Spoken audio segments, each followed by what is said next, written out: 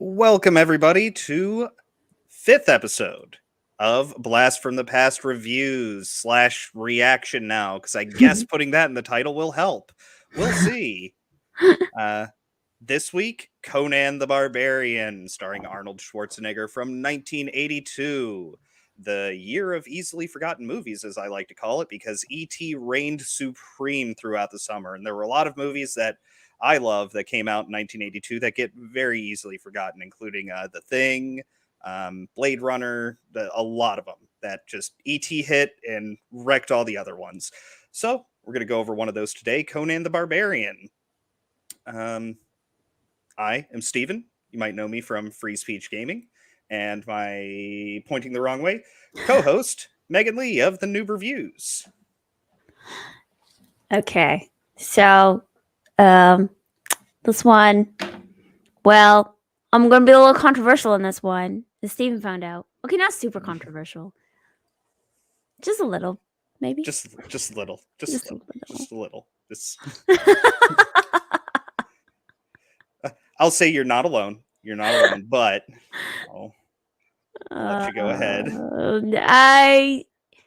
I'm sorry, everybody, but I did not like this movie a whole heck of a lot. For a few reasons, as we will find going through. Okay.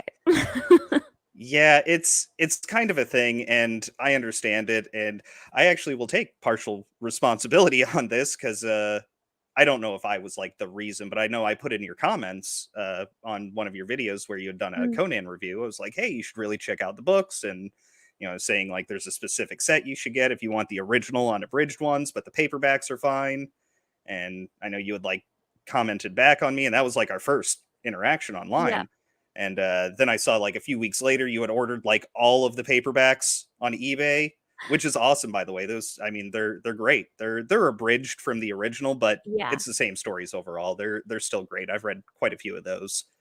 I want to get a fancy copy, like hardback edition at collector. At some point, but there really aren't any good ones, unfortunately. No? Somebody somewhere had one. I posted a picture of it online. I don't know who it was, but I was like, I won't do it.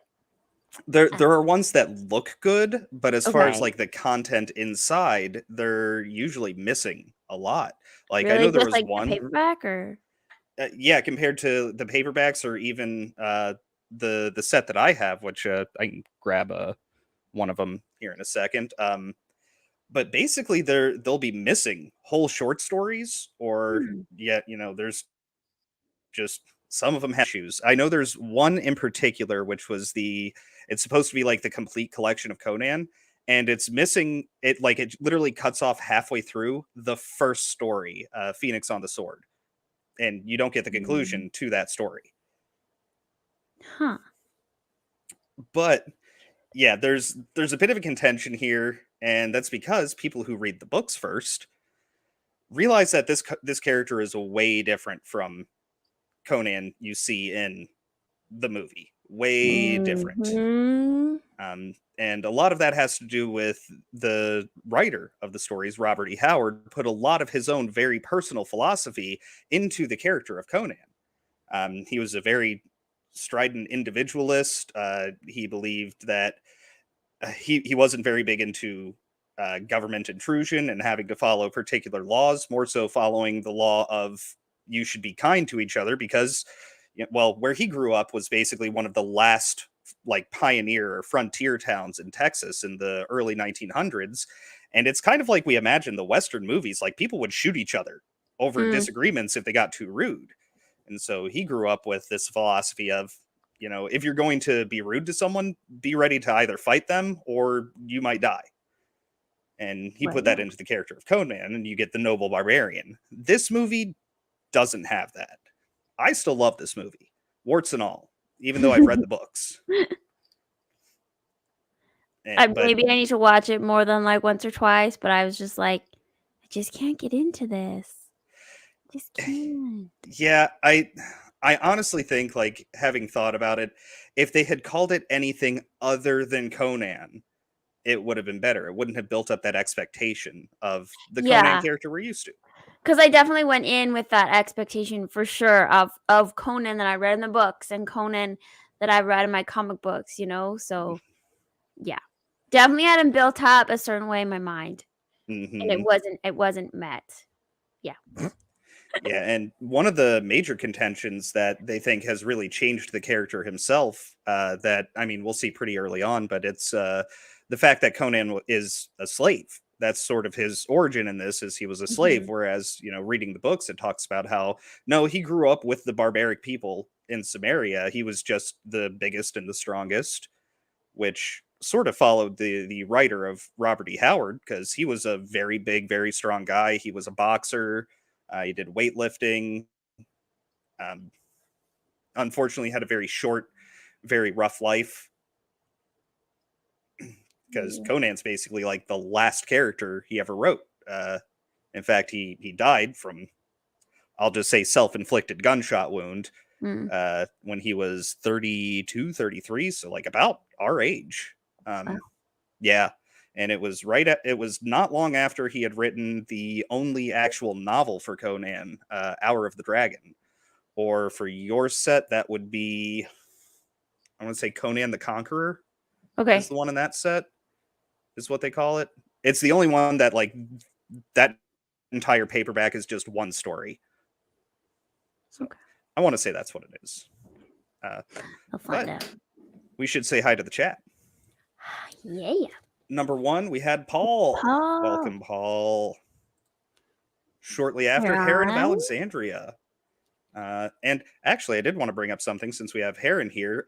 One of the reasons that this movie is so different is because it was very difficult to get made. In fact, they had been trying to make it Yeah, for they had a quite some lot of time. trouble. Like, it Yeah. took 2 years just to get the rights to it, right, Hmm. or something? Yeah.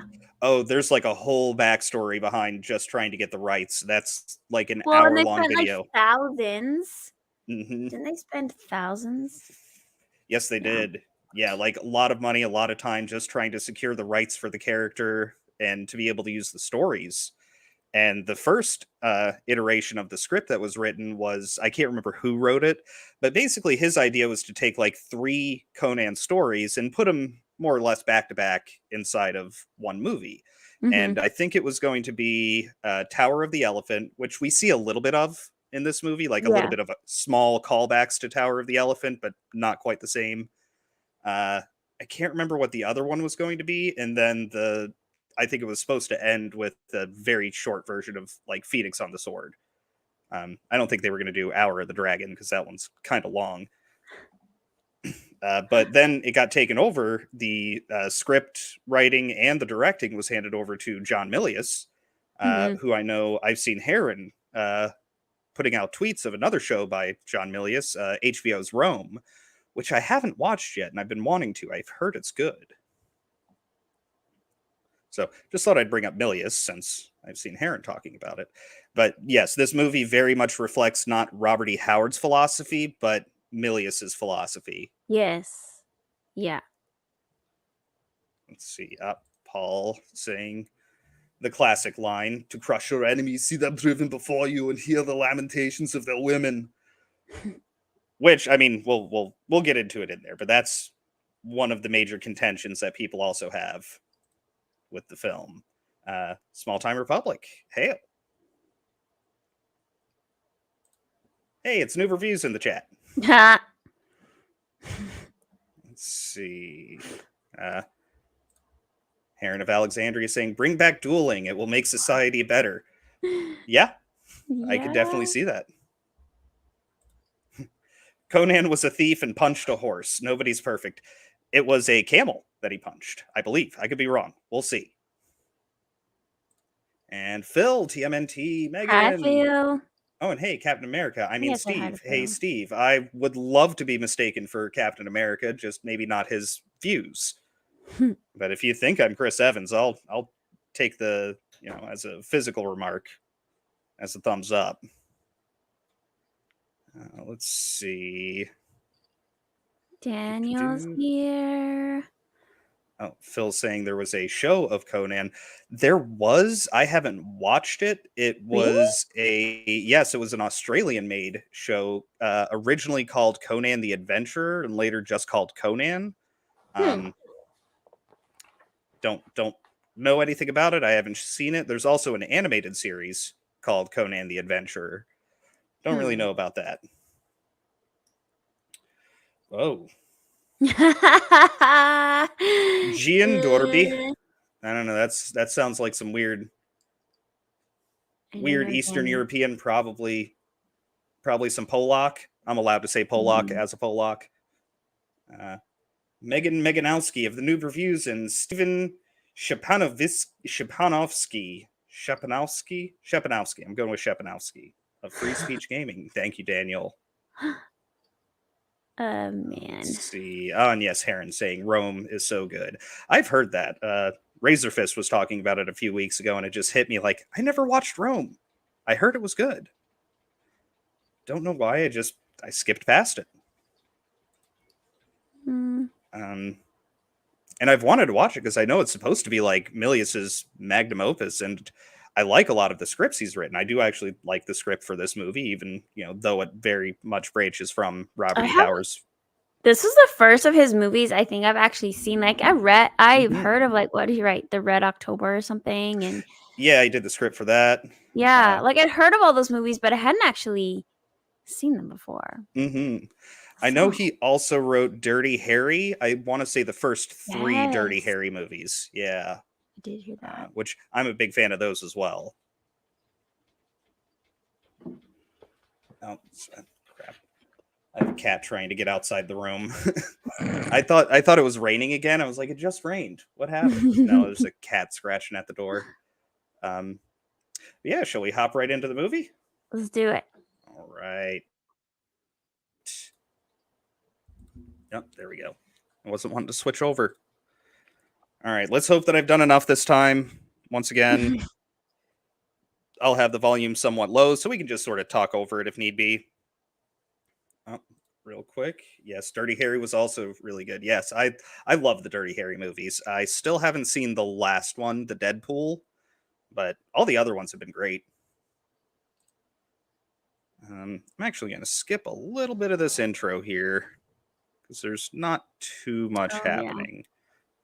Although we do get the very nice, I don't know if we'll even be able to hear it over the... They spent thousands on making the 2 swords. Really? Like that sword, and then the one he finds in the tomb. Yes, the Atlantean sword. Yeah, like $10,000 between the 2. And they made those ones for close-ups, and then they made like a whole bunch of cheaper ones for actual use. But yeah, like $10,000 on both those swords. I was like, holy crap. Yeah. Yeah, I did not know that about this. I know, I mean, similar trivia, but I know for like Lord of the Rings, they actually hired a guy whose craft was swordsmithing. And so, yeah, all of the swords you see in Lord of the Rings were individually made for each character. I can hear it a little bit. The opening monologue from Mako.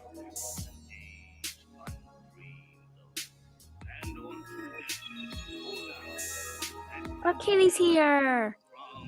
Oh, hi, Kaylee.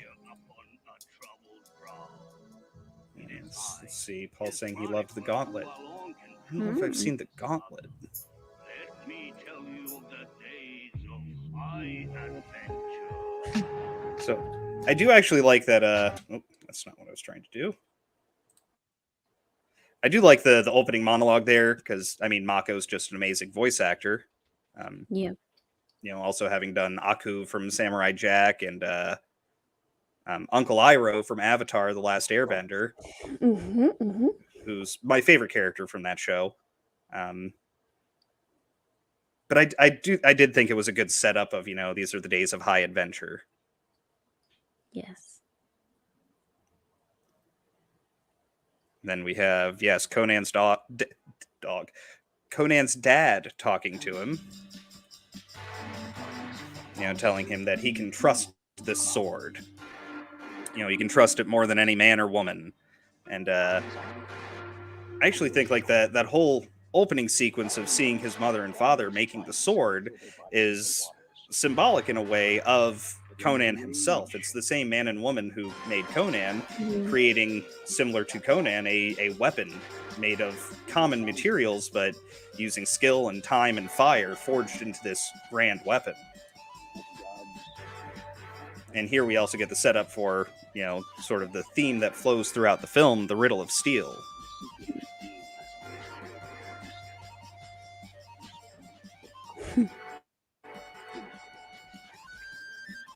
Okay, that song is not going back on the list in the future. That was, yeah.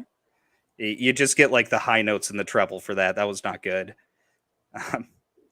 Yes, then we have Conan's village being attacked.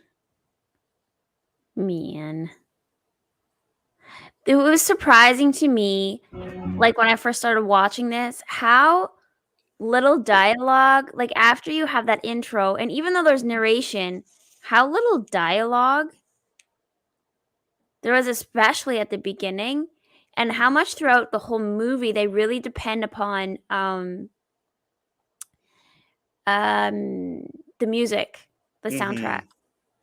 Like a lot. That is like a main key of this movie that helps drive it is the composer, like Mm-hmm. the whole soundtrack. Yeah, Basil Pellidoris, I believe, was the composer for this. Yep. Yes. He and the director, they went to the same school as at the same time as like George Lucas and Mm-hmm. somebody else. They all used to like collaborate together actually Mm-hmm. on things like throughout school. It was interesting to learn that. I did not know that. I know I've listened to this album a ton of times because when I first started reading the Conan books, it was like the perfect soundtrack for reading Yeah. the books. It has this very adventurous, very, it has a lot of like action songs to it, songs that at least aid in the action, but then at the same time, it will slow down and even out. Mhm. And I believe he was also quite prominent in doing the music for the spaghetti westerns. There's actually a lot of similarities between the soundtrack for this and ones in the spaghetti westerns. But yes, we have Conan's village being decimated by the horde of Thulsa Doom, which is, you had noted, Megan, behind Yeah, in he's the from back. Call. King Call is where Tulsa Doom is from. There's a lot of like mixing of characters Hmm. and stories and time periods like in this movie. Yeah, which I thought was weird because it would have been just as easy to have the same character but call him Thothamon, which he still would have been very different from Thothamon from the books. But Yeah. this is also different Yeah. from Tulsa Doom from the books because he looks like Skeletor. Like he literally has a skeleton head and Mhm. he's a Yes. warlock and yeah. Exactly. Let's see. Yes. My understanding is Conan launched the sword and sorcery genre as much as any other story. Yes, yes, it For did. sure. That was Uh, like the story that like directors and screenwriters that was their inspiration for adventure stories up until like Lord of the mhm. Rings happened. Yeah. Was also one of the major inspirations for Dungeons and Dragons. If you read in Oh. the first edition, I'm sure I have a book right here. Uh, well, not this book in particular, but the first edition Advanced Dungeons and Dragons books. In the Cool. Dungeon Master's Guide, it gives you a list of inspirations that DMs could use to write Mm. stories, and like number one is Robert E. Howard's Conan, and then you have Fritz Lieber's what's it Favard and Grey Mouser stories, the Lankmar adventures.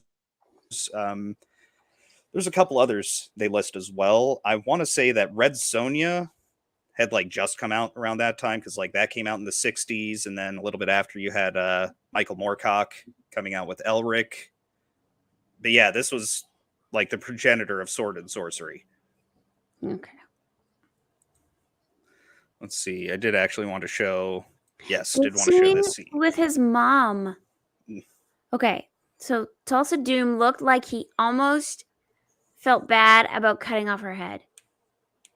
To me, Mm-hmm. I don't know if I was reading it wrong, and then it never explained why, and I couldn't figure out why. And obviously, I haven't read into this enough, but I was like, why? So I don't know if it was that he felt bad about killing his mother. I always felt that it was just sort of like this is the look he was giving her to try and mesmerize her. Because that's like kind of Okay. his thing later in the story is, he's this very charismatic leader who can, literally like wave people that, just wave at someone and they'll jump to their death. Yeah. So I thought he was sort of mesmerizing her in that moment to get her to, drop her guard, drop Okay. her sword that she was That makes holding. sense. Mhm. But it's also here, I'll just start playing it since it's not too loud. Oh, this is where his father dies. Mm. Yes, Yeah, this part was awful. I forgot about it. I was like, oh, yeah. yeah. That's a horrible way to die. Yes, mauled to death by dogs. And I thought they were just, like, I was surprised how long they kept the camera on this scene. Because usually scenes like this, they, like, pull the camera away or something. You just hear sound. Mm-hmm. Yeah. Nope, they're kind of setting you up for like some ultra violence there. Yes. Very brutal.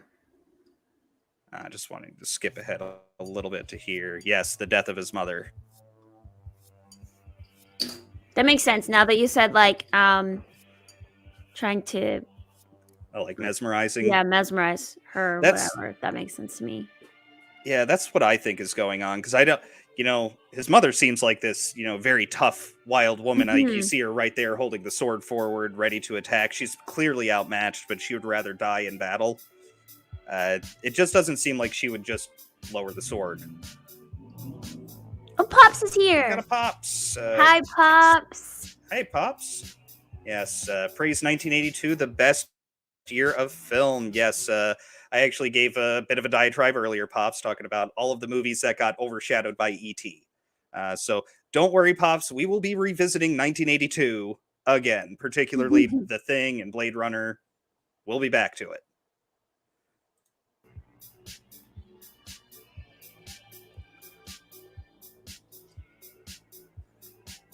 But I also like them sort of looking at the sword and going over like its make and everything. Also, there's an inscription hidden on the sword that's very difficult to read, even if you look it up and see it. But the inscription, you can right there, you can barely see it. It doesn't help that it's mirrored right now, but it says, what is it? Suffer no guilt, ye who wield this in the name of Crom. Which I think plays back a little bit later in the film. It's a very small touch that will play back like all the way at the end of the film.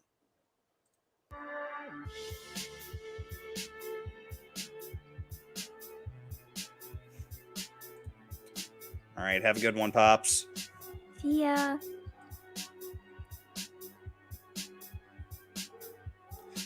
Yeah, because even right here, she's still, she changes to a different sword position. Mm-hmm.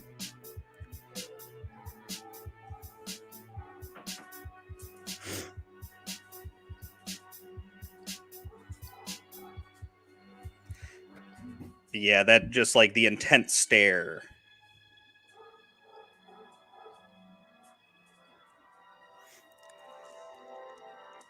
But it's also, if you recall what was said during the very opening when Conan's dad was talking to Conan, he was saying, you can trust this sword, more than any man or woman. Mm-hmm. And it's the very blade he's talking about. The sword that he can trust that kills his mother. That's right.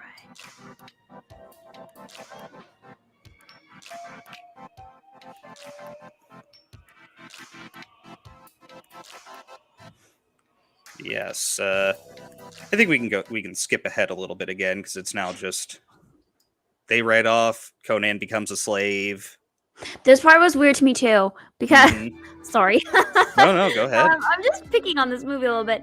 I was like, okay, So you have all these kids, and they're like it's some sort of mill, right? They just have to like Hmm.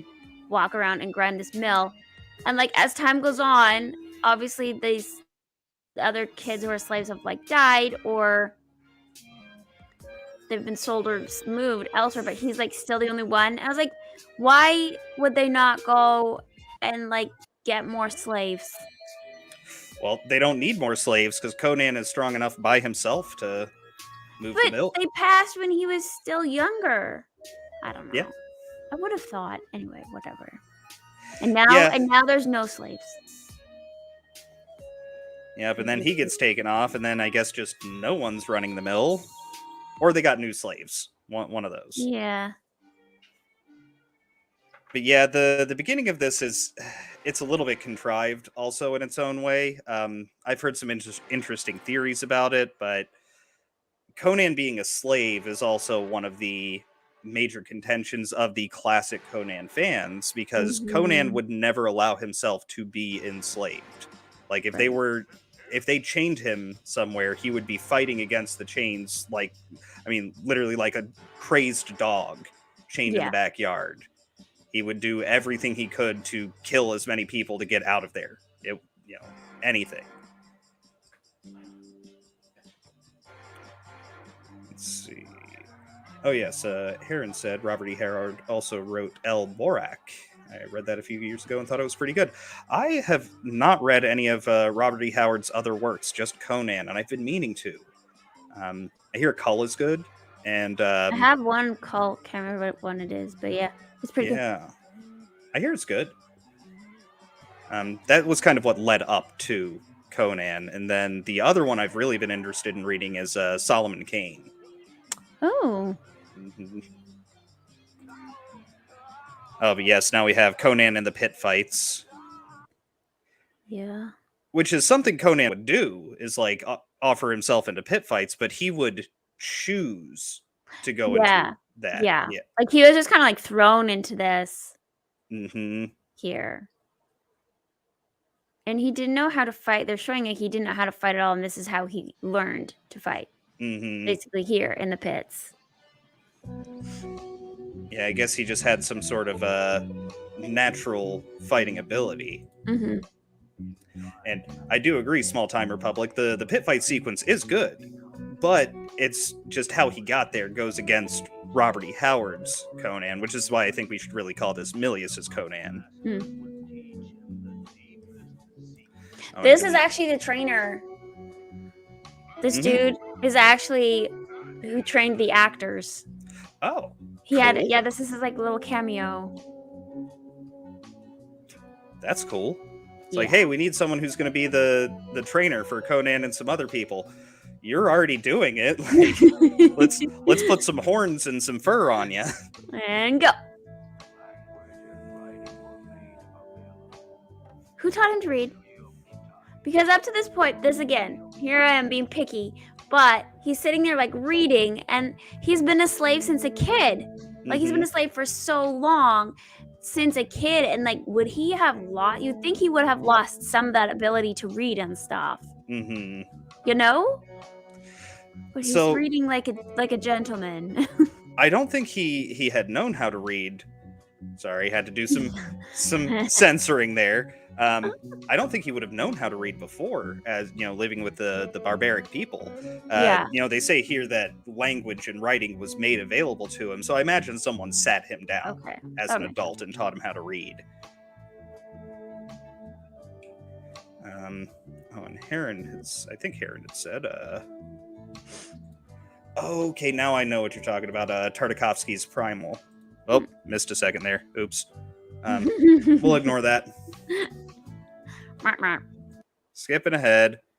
Yes, Conan gets better at fighting it out. But yes, Daniel is saying Primal, same creator as Samurai Jack, which ties into this because Mako is in the movie. Let's see. Okay. One of the reasons why this movie is so notable is because of its quotability. And Yes. this is one of the number one quoted lines from the film. This is the Conan, what do you think is best what is best in life?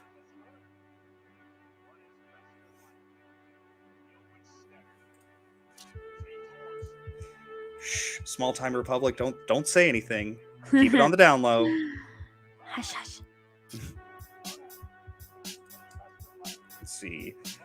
Barbarians must have Yes. known some language as they engraved the sword. And like, That's true. and I knew that, and then they would have taught, his parents would have taught him, but he was still so Mhm. young, taken away so young from your parents and learn and everything you've been taught. It is a lot easier for that to be lost at such a young age. Mm-hmm. Oh yeah. And that's also another one of the contentions about this is Conan from the books speaks many languages, can read and write in many languages, because he travels the entirety of the world of Hyperborea. Or Hyborea, sorry. Not Hyperborea, but Hyborea. And this is the one part that a lot of people say is a contrivance of his owner just sets him free. Like, I understand he needs to go free because this is how the story continues, but yeah. He just the narrator is just saying perhaps he was like a wild animal caged too long. Interesting theory that I've heard, but it's a theory and it's kind of the fandom patching together what's really a contrivance, is that the owner had lost him in a bet. He had made another bet that he thought was a sure shot. So and the he guy was just set him free so nobody else could have him. Exactly. Rather I would than believe that. Mm-hmm. I would definitely believe that. Oh yes, and Conan being chased by the dogs, falling into here. Tomb. Yes. Gotta have Conan in a tomb. Got to. I mean, that's something that regularly comes up in the books, is yes. Delving into some ruin. Exactly. And then we see the Atlantean king. Oh, had Daniel asking if you've read your eBay Conan Hall books yet. I have fixed some of the covers. I've been reading a Cull, but I haven't actually gotten into the Conan ones. I kind of was carefully flipping through them, but... Well, I know you've read some of the comics, and at least some of the reviews that I've seen you do, like particularly, at least the first one I saw, which was the Tower of the Elephant, that's pretty darn close to the original story. Tower of the Elephant. Yeah. I know that I'm reading a Cull, but I can't remember which one it is, which book it is. But comparing it to the comic books is very, very close. Oh yeah, I mean the stories they're just so compact and fast-paced that they translate to a visual medium very, very easily. Yeah, for sure. But one of the things I really like about this scene, what'll be coming up in just a second, is he grabs the sword, he knocks all of the rust and patina off of it, and then the head of the king falls on the ground, and it sort of like bows first and then falls down. It's I think at least symbolizes this king, a king of old, an old conqueror, bowing his head to Conan, and sort of showing that Conan would have some divine right to rule, as he's, destined to wear the jeweled crown of Aquilonia, as they say in the intro, even though we never get to that in the movie. But I just like that, this king of old bowing his head to Conan. I didn't even catch that, actually. I did not make that connection. That's good. I've seen this movie a lot. And we have a Medi. Welcome, Medi. Hi.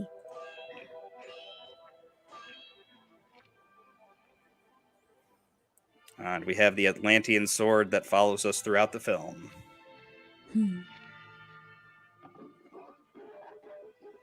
Oh, thank you for joining us, Medi.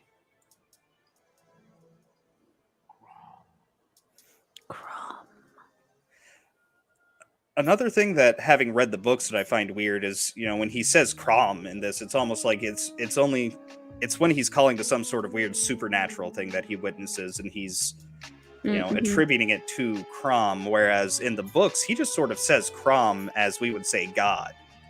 we would be like, oh God, in surprise. He'd Crom in surprise.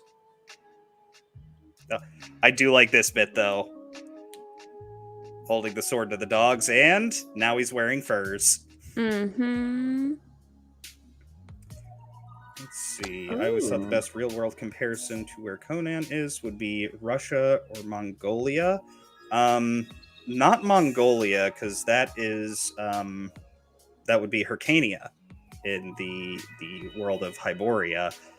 I can't remember exactly where Samaria is supposed to be an analog for. It's talked about in the books. Hey, kitty, I got a helper cat covering the screen. Ugh. The scene is so weird. This one is weird, and I think mostly unnecessary, except for getting him on the road to Zamora. Yeah.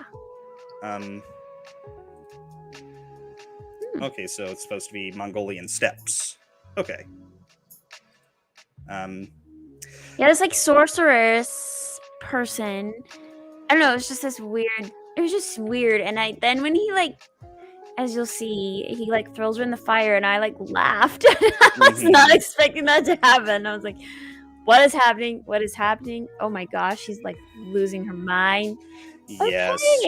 Okay. Yeah. I also think I forgot to edit this scene, so we might be doing a little bit of skipping here in a second. But one thing I did note about this scene, so yeah, we're gonna skip ahead just a bit to be a little bit safe here. Okay, we have to get the introduction for our companion though. Yes. Okay, that's close enough. Nope. She just goes crazy. Close enough. He burns her in the fire. Yes, throws her into the fire, and this weird flaming skull thing flies off. Yeah. One thing that I do somewhat like about this is if we were following the hero's journey concept set forth by Joseph Campbell, this is sort of Conan traveling into the other world, which is very common in old stories. True. He's like, what just happened? Yeah.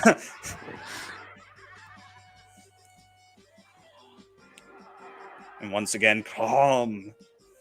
Mm-hmm. I do also like this part where he meets his companion for the entirety of the film, Subutai. Mm-hmm. Which has another commonly referred to line of the dinner for wolves.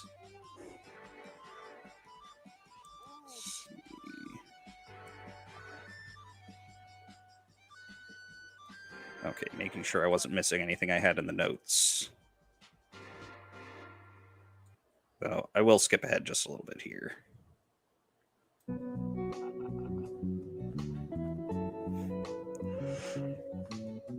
I also liked how that initial interaction was shot, just sort of not too close, but pretty much a close-up on their faces, so we're really just meeting the character. Mm-hmm.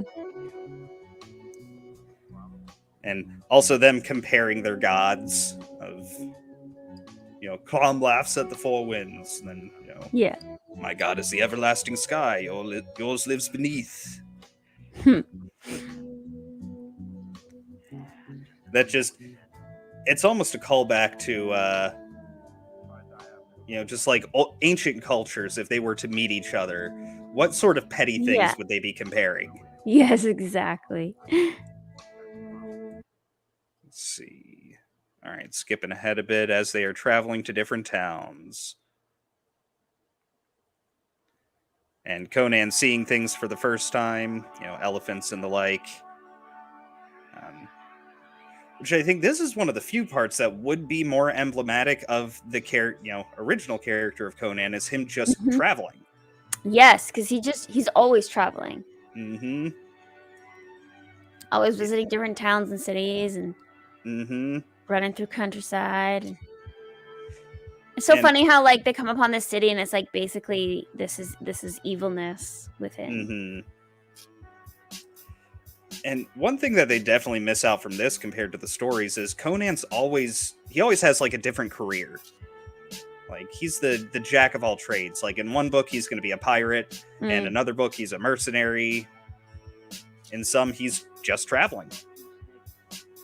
Just an adventurer. Oh, and this part where they get the Black Lotus is classically memed.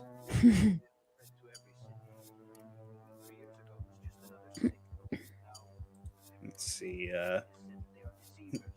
Maddie's saying, I don't know. It's the vibe I got from the music and the nude. I mean, the king and the surroundings. Yeah, that didn't happen, Maddie.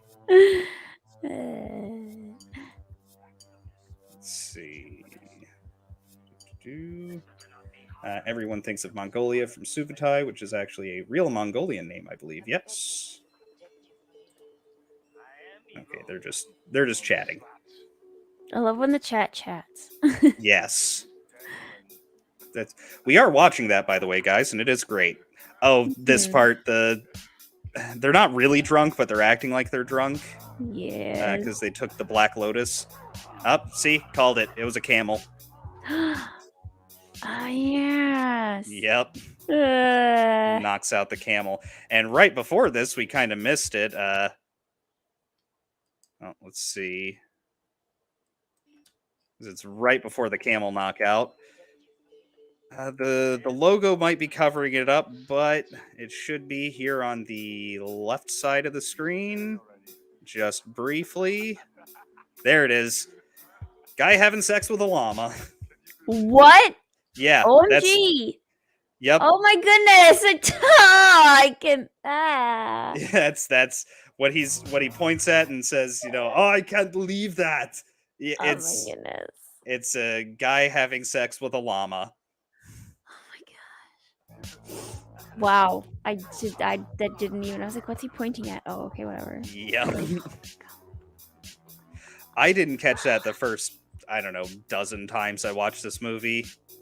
Because I always watch these movies like twice. Mm-hmm. I think part of it was I saw it on VHS the first time, so I got the 4:3 ratio, the small ratio, not the widescreen. Yes. Let's see, I hate when I drop Black Lotus and end up punching a camel. Medi had not seen that before. Yep, it's forever burned into your mind. I don't know what my dog is doing. Uh-oh. Gotta have a dog check? Yeah, that's the blind one. She just gets up and wanders around and she walks into things. And yeah. Oh, blind puppy. Like, what are you doing? Okay. Oh, that's it, Heron. Yes, Mongo punches the horse and knocks it out in blazing saddles. Yes.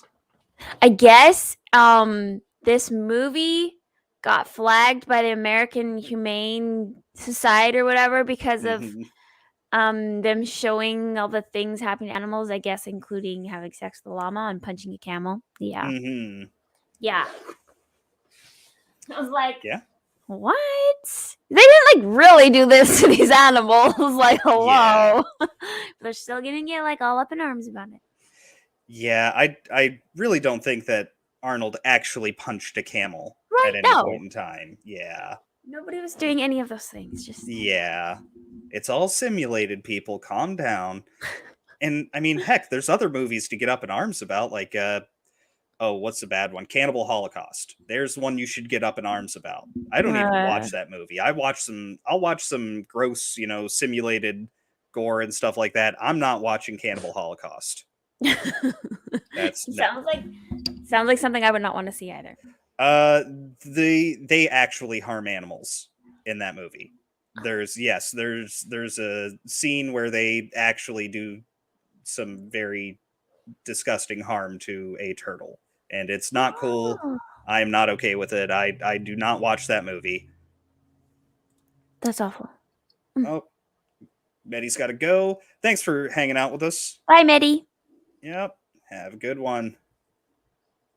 Oh, and he called me a sick man. Yes, yes, I am. But not so sick that I want to see actual animals get hurt. Simulated, fine, funny, haha. Actual animals, not cool. And then you have like the other side of things. The Hills Have Eyes, the original one, they do have an actual dead dog in that movie. However, the dog died of natural causes. One of the actors knew an animal shelter. They had a dog, or they knew a couple who had recently adopted a dog who died of natural causes, and they asked if they could feature the dog in the movie. That's So, weird. yeah, I yeah. don't know if that's something I would be like, oh yeah, here's the body of my dead dog. Apparently, they had done a little bit of not full on bamboozling, but they didn't tell them exactly what was going to be going on. Like, yeah, your dog's being featured in a horror film, and we're going to put a bunch of fake gore on it to make it look like somebody had, brutally killed the dog. But in reality, it's an actual dead dog because it's very Yeah. expensive to try and make a fake dead dog. And then they just added some makeup effects to it. Oh, and yes, Heron, the skeletons in the pool in Poltergeist were real skeletons. In fact, most movies where you see human skeletons, they're real skeletons because they're significantly cheaper than finding fake ones. Mm. You can just donate your body. That's Your that's what bones. it People is. do that. Mm-hmm. Yep, they'll donate their body to science, and a lot of times those people who are donating their bodies to science, they're not going off to cancer research. They're getting sold to the military to be used for ballistics testing. That Yep. that actually happens a lot. No animal rights activist, but you draw the line at man llama action. Okay, I see you That's have good. that's a fine line. You don't cross small time. But back to talking about the movie. This is a scene that I just love that they introduce Valeria, one of the characters from the books that I think they actually do a really good job of portraying on screen here. Still a bit different than in the books, but nonetheless, Sandal Bergman was an excellent choice for this character. This tough warrior woman.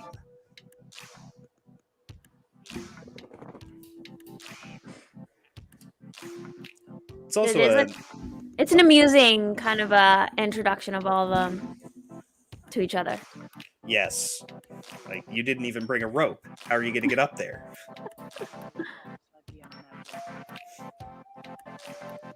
They're just gonna climb with their bare hands, obviously. Mm-hmm. Well, Subutai does, essentially. Mm. I do also like the response that Conan has. She asked him, do you know what horrors lie beyond those walls? No. And he's just this very stoic, no.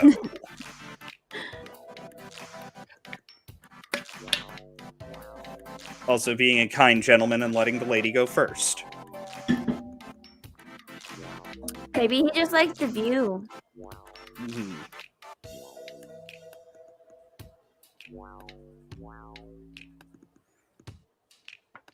I mean, I would have. Sandal Bergman was a good-looking woman.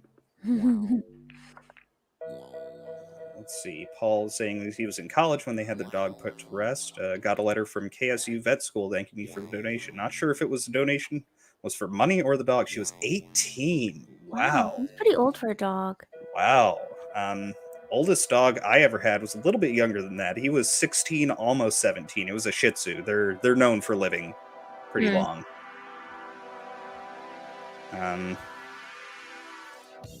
Oh yes, a lot of weird stuff about Poltergeist. That's too much to get to in one podcast. Daniel saying Arnie's accent is improved here a lot, believe it or not. Especially compared to Hercules in New York from 1970. That's right, he did do Hercules in New York before this. My Arnie impression is kind of spot on. Thank you. It's I learned a bit of German from a guy who learned from an Austrian, so I got a bit of the Austrian accent when I was learning German.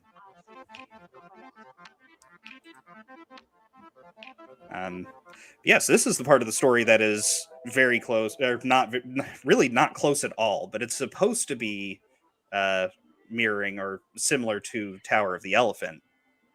Mm-hmm. Yep. Yeah, you covered that comic. Yes. It's not even close to that.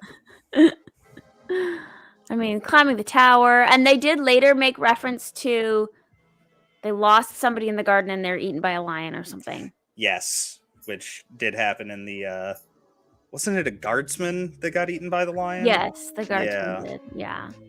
Yeah, because it was that weird thief guy that he ran into outside of the garden, makes it inside, and then gets killed by the giant spider, I Yep. think. Yeah.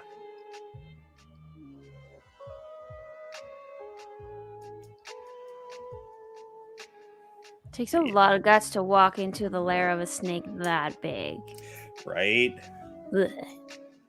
I also really like the practical effect of the snake. It They did it quite well, actually. yeah. It wasn't a snake that I was like, oh my gosh, this is the worst special effects ever. You know how some, like in the 1980s and stuff, they can just be so lame looking? This actually, it wasn't cringy when I was watching it in the 2020s. Like, it actually Mhm. wasn't. Yeah, it really holds up. Like even when as we'll see in a second here, the sweat drops on the eye, and you Mhm. just see the pupil open up a little bit. Like it's just that it's some small detail that really aids in the whole effect. Yeah, for sure. Also, I'm pretty sure we're safe for this part. I know I got this scene covered as far as potential nudity.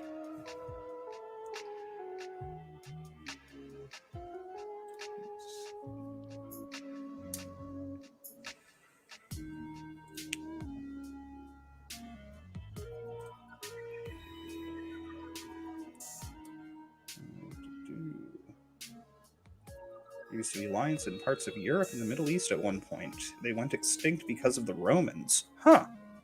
Interesting. Yes, Titanoboa. This thing's even bigger than a Titanoboa.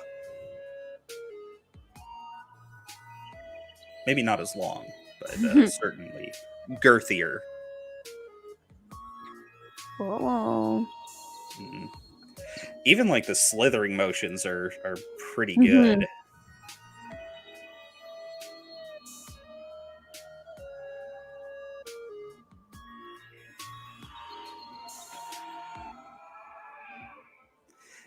And one thing they do get right about Conan is very fast reactions. Yes. He didn't stop and wait and go, "Oh God!" Especially at this time in movies, they would have done a close up of the lead, and it would have, and then he would have stabbed.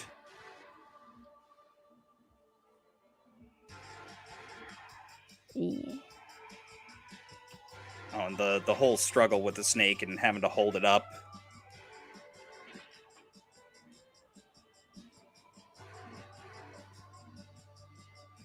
Just overall an excellent effect. Oh, and this. Mm-hmm. I mean, super gory. Once again, proper to Conan, he slices the thing's head off in only 2 strokes. Yep.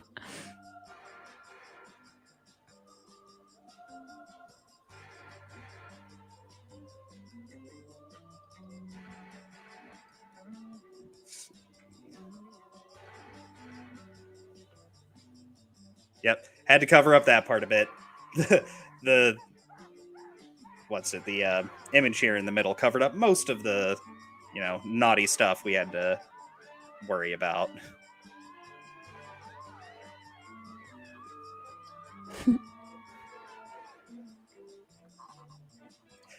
I did always find that run a bit cheesy, just like lumbering with the dagger. Yeah.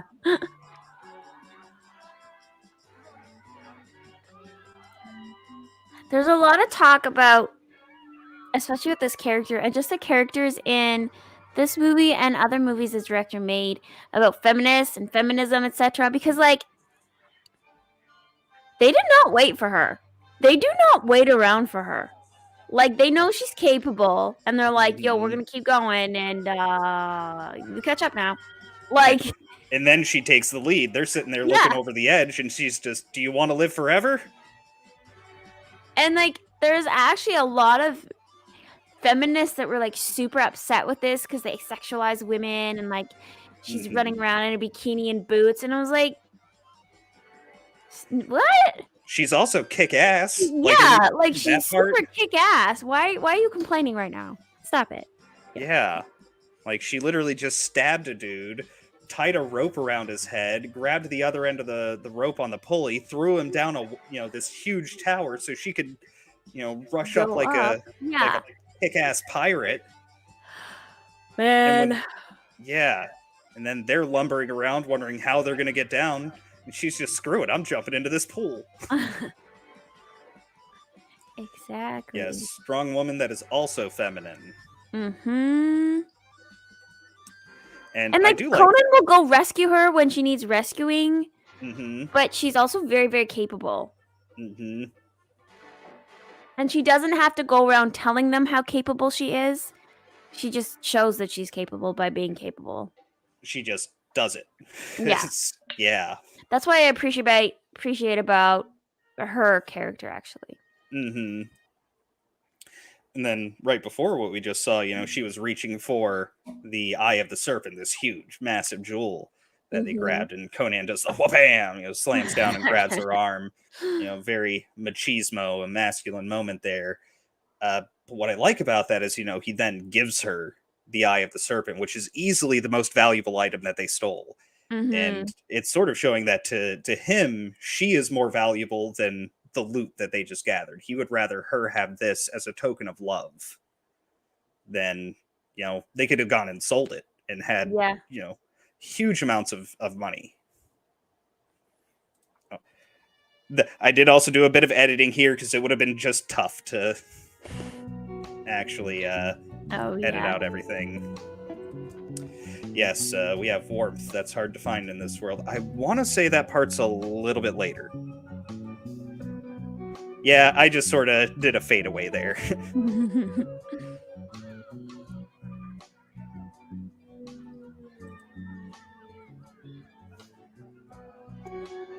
But yes, that line, Paul, yes, it is later. Yes, that line also comes back again later in the film. Them talking about how they have warmth together.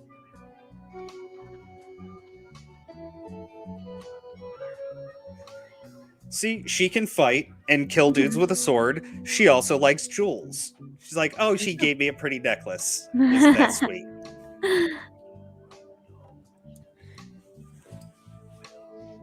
Oh, and yeah, and then they just spend all of their loot getting shit-faced hammered. And the guards bring them before the king. Excellently played by Max von Sydow. Which, that dude has always looked old. He's got one of those faces. Yeah. I mean, heck, it was before this even, and he doesn't look that old in this, but before this even came out was The Exorcist, where he's, this old man who's getting ready to die of a heart attack. Yeah.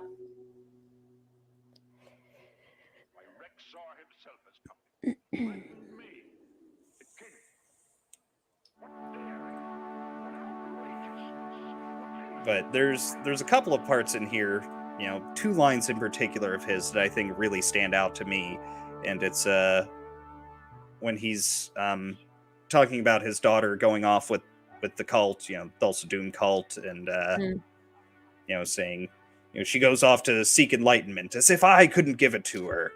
It's, I mean, just the hubris of the man, but he is a ruler. He's a king. He sees no one else as his equal. He thinks that he should be able to decree enlightenment to his daughter. Which, I mean, obviously you can't. No amount of, and as he references later, all that's left after all the gold and jewels is the love of a father for his child. No amount of gold or jewels or power can bring you happiness.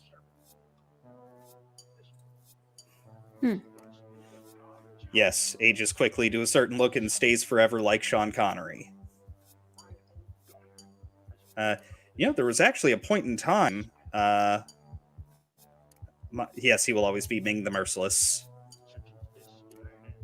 Yes, he was 90 years old. But yes, Heron for Sean Connery. There was actually a time right after Indiana Jones 3 Last Crusade came out, that a lot of people were thinking that Sean Connery was becoming this aged actor, that action was outside of his view now Hmm. because he had done, he played this very bookish, very quaint character in Last Crusade. They're like, oh, well, um, that's just going to be Sean Connery from now on. He's just an old man. And then after that, Hunt for Red October comes out, where he shows up and he's got like, the military flat top, and he's this commander, this Russian submarine commander he just totally blew everyone away because he shows up like a total badass on set, and then kills it throughout the whole movie of Hunt for Red October. Yes, Max von Sydow in Skyrim. Yes, he was the Greybeard.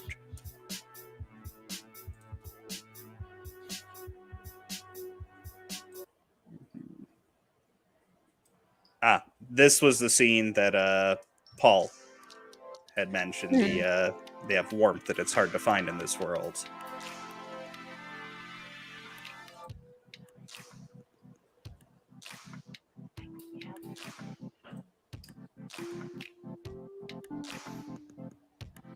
Which I think the interesting part about this is, it seems as if she's going to convince him to turn away from this quest of revenge, but right there, he has to pick the medallion back up and intensely stares into it. And it's just sort of showing that no matter how precious Valeria is to him, which obviously she is, he's been carrying around this need for revenge his entire life. I mean, he would have gone on this quest even if a reward wasn't offered to him.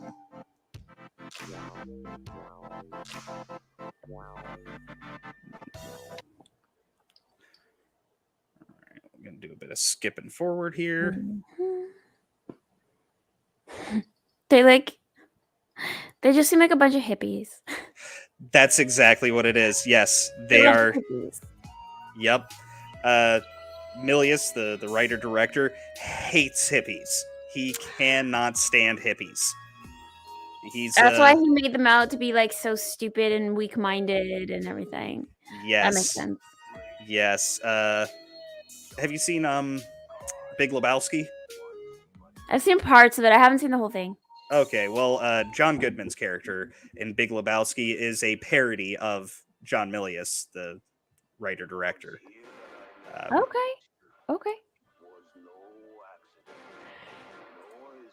Let's see. Cult of Personality before it was cool, yes. Oh, and here we get our introduction to Mako.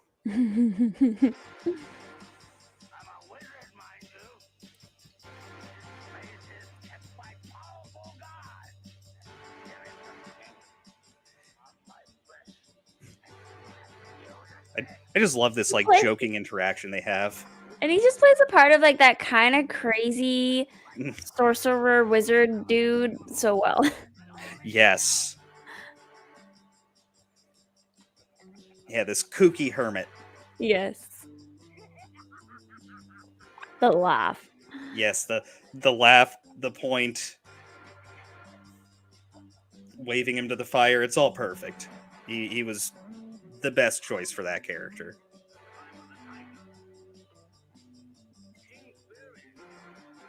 And I don't know if he has a corresponding character in the books. I'm not sure. I don't know. I did hear that he's the one who is like narrating the movie, right? Mm-hmm. Yeah. But it was supposed to initially they wanted Arnold to narrate. But his English was just not good enough, so they decided no. Mm-hmm. Yeah, that was a good idea. It's there's a reason why he doesn't have too many lines here. Oh, and Heron saying, "Call the Khans in Wrath of Khan space hippies." They're space hippies. That's exactly what they are. Oh yes, the Rock. Yes, and the idea that Sean Connery's character in The Rock is actually old James Bond. One of the very few Michael Bay movies that I will go back and watch again.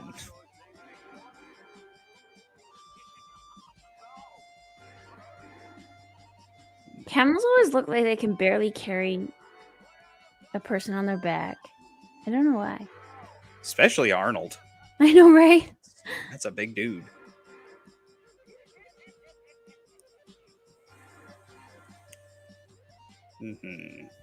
Oh yes, this is just full on Milius shitting on hippies. Like, do all the craziest hippie shit you can imagine. He basically just told all the extras, just do all this crazy hippie stuff. The like massage circle thing. Yeah, bringing these rocks together. Boy. And then some of the lines are great too, like, how do you expect to find emptiness? Mm-hmm. Usually it's like fulfillment. Yeah. We are going to bring you together in enlightenment.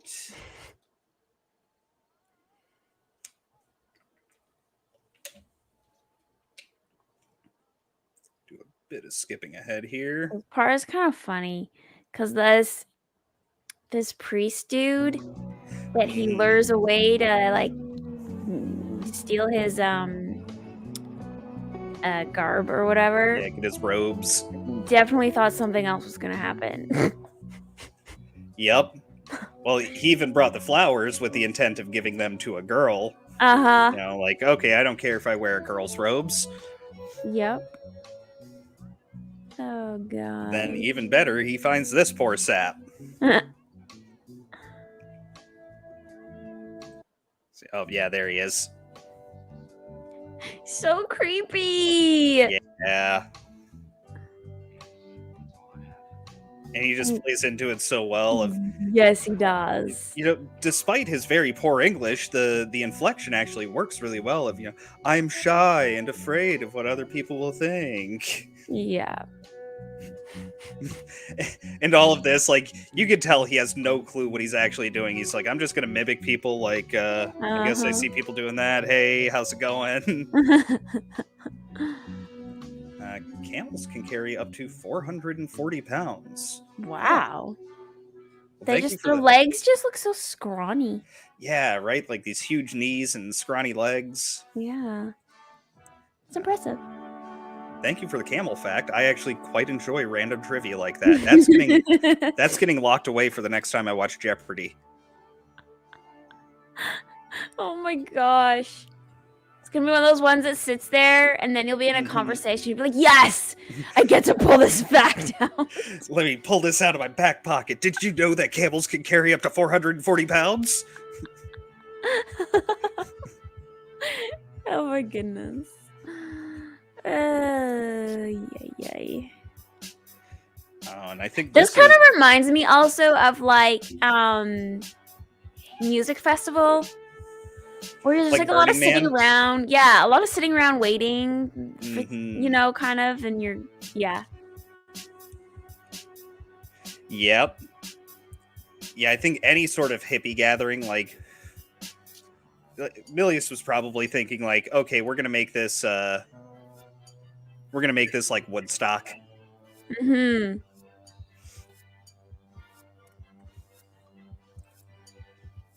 Yes, for Europeans, that's 200 kilograms.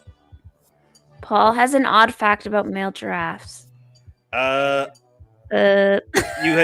have my curiosity. Where are we going with this going, but I do want to know. Y'all come with an odd fact every Friday for Steven. He'll be super happy. I will. I like weird facts. This part is so funny because he's carrying this as like a talisman, right? Almost like his ticket to get in, like to prove I am truly a priest of this whatever. But actually, they recognize that it's stolen, and that's what gets him in trouble. Yep. Yeah, because I mean, the thing's carved out of jade. It's not like they're just passing these things out to people. Like, it was held up in prominence at the, in the lower levels of their, sacrifice pit. Yeah. Male Oh, and there's the giraffes. daughter. Oh yes, the princess. Let's see. Male giraffes headbutt females in the bladder to get them to urinate to tell if they are in heat. Huh. Wow, Kaylin. Interesting. I think the real question is, if giraffes could wear neckties, would they wear them at the top of the neck or the bottom of the neck? At the bottom, so I Yeah. can lay on their chest. Okay, so lay on their chest, not up at the top. That is my Mm-hmm. Yes, it is similar to the talisman from Neverending Story. I have never seen Neverending Story. Oh, that'll go on the list. That's a fun one. It's on the list. I own it, and it's like it's not even. It's wrapped in plastic still. I bought it at some point. That's a good one. The first one in particular. They get a little bit weird after that. They're a bit more geared towards kids specifically after that. But I want to say the talisman in Neverending Story, which I haven't seen that movie in a long time. I want to say that is in Ouroboros. It's the snake eating its own tail. Yeah. Yes, which I want to say was it's commonly referred to as the the world snake from Norse mythology, but I believe the Ouroboros actually comes from somewhere else in mythology, earlier than the Nordic myths. Oh, Phil finally got to get you on one. How have you never seen Neverending Story? I just haven't, Phil. Okay. Sorry, guys. Also, people are saying that giraffes were bred on the bottom. What? Karen, where do you find this stuff out? Mm-hmm. There's a woman in ancient Rome who was executed by being forced to... Wow. Okay. That is interesting. Yeah. That's... Man. So it just goes to show that Catherine the Great wasn't that original. As soon as she went to the afterlife, that Roman woman came up and was like, poser, taking my thing. And Small Time Republic does have a point. There is one scene in particular in Neverending Story that, there's a couple scenes I've heard of that I think that's why I haven't watched it, because I don't want to see it, because I am aware of certain scenes in that movie. Yeah. There's one in particular that's a very like, even as an adult, like as a kid I bawled my eyes out. As an adult, it's like, oh, this is rough. Oh man, let's get through it. I can get through this. I'm a big boy. But yes, this scene in the movie, this is where we sort of get Thulsa Doom's philosophy. They bring back up the riddle of steel. We get to see how much power he has over people. Well, also, he tells us what his philosophy is for the riddle of steel, that flesh is stronger to him. And this is sort of how he brings about this, cabal of sycophants that are following him around and willing to... Which is so weird, because he's like, flesh is stronger. And then she is like, I will die for you. And then she dies. Her flesh is weak. She hit the ground and died. But to him, he's been able to use pleasures of the flesh to sort of bring these people in. And then beyond that, he's saying that flesh is stronger, but at the same time, he's convinced these people of, being able to go on forever in this eternal emptiness that they will find in the afterlife. Very much a cult thing to do. To him, he's able to just convince people to kill and die merely on, just the lightest wave. It just shows how weak they are, though, because he is able to control their flesh.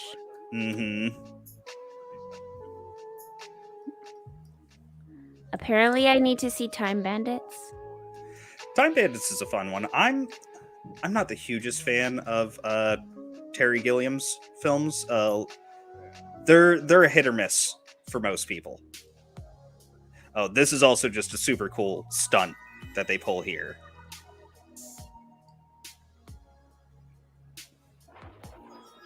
Yeah, actually seeing her crash through the floor. But Time Bandits is fun. Yeah, Terry Gilliam movies are they're just weird. And sometimes they're weird just to be weird. Uh, but I'll say that one's fun. I mean, it's a kid traveling through time with a bunch of dwarves, Oh, and interesting. they go see like Napoleon and ancient Rome and stuff like that. And pirates. It's a fun one.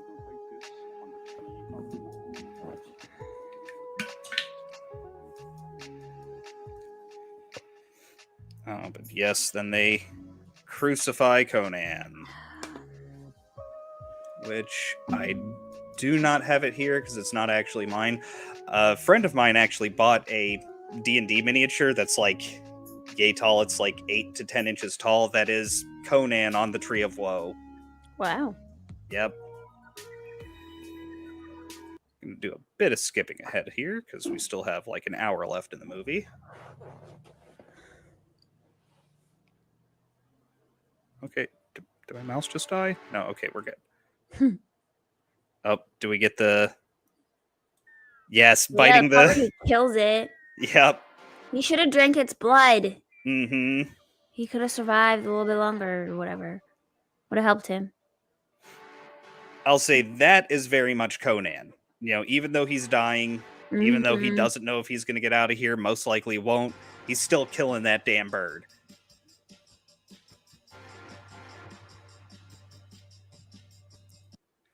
And then Subutai shows up, rescues him, but just a little bit too late. With Valeria. Mm-hmm.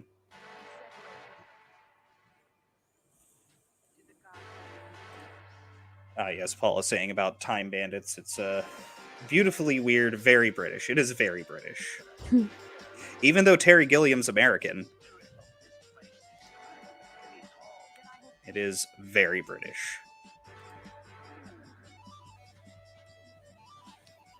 Oh, but yes, she convinces... I don't think we ever get his name. He's just, you know, this old wizard. This part was interesting. I found out that this is inspired by a Japanese supernatural tale called Hoichi the Earless. Hoichi the Earless. Yeah, what did my notes say? It inspired the painting of these symbols on his body in this scene. Yes. Yeah, I had just noticed that there was like when I was watching it the other day, I had noticed for the first time like how much of a weird conglomeration of symbols they have in there. It's like they pretty much just took from multiple cultures because you can see a couple of like Nordic runes from the Futhork in there, and there's a couple of I think there's a couple of Hebrew symbols, and that's cool. So Yeah. what was it called? Uichi the earless? Hoichi the Earless. Huh. It's a supernatural tale, and it's portrayed in Misaki Kobayashi's Kwaidan in 1965. Yeah. Came across that. I was like, oh, interesting. Okay, his name is Akiro. Akiro. Okay. I'm saying it wrong. I just don't know if it ever really comes up in the movie. I know. Like, his name. Yeah. Did they call him that? I don't think so. They just call him like the old magician, or Mm-hmm. you know, he refers to himself as a wizard. This part is interesting that they're like able to physically fight off these like demonic spirits and stuff. Mm-hmm. And even though it's like kind of the weird, you know, like the late 70s, early 80s, and even used throughout the 90s, like the weird stenciling that they would do over the film itself. Yeah. To make it still kind of works for me at least. Like these weird specters and spirits come out.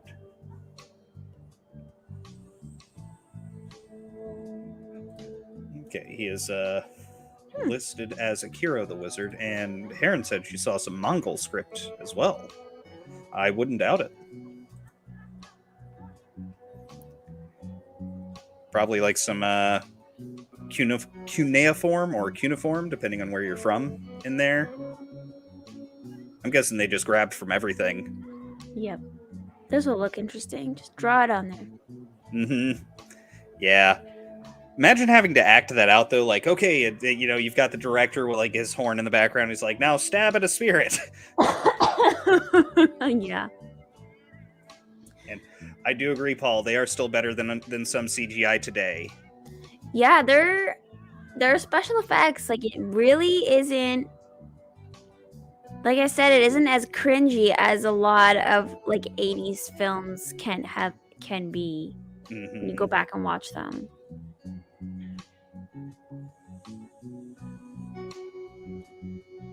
But they make it through. And in the morning, Conan wakes up. Let's see. We can get a decent look at some of the script here. You got a pound sign there. Yeah. That is a pound sign. I imagine someone had to play a joke somewhere, and there's like written on his arm or somewhere we can't see. They just did like the Kilroy was here or something. I would have done that. Oh yes, we have Conan waking up, and this scene just gets used in memes all the time. This is any 12-year-old boy who finds a stick. This is immediately what he does.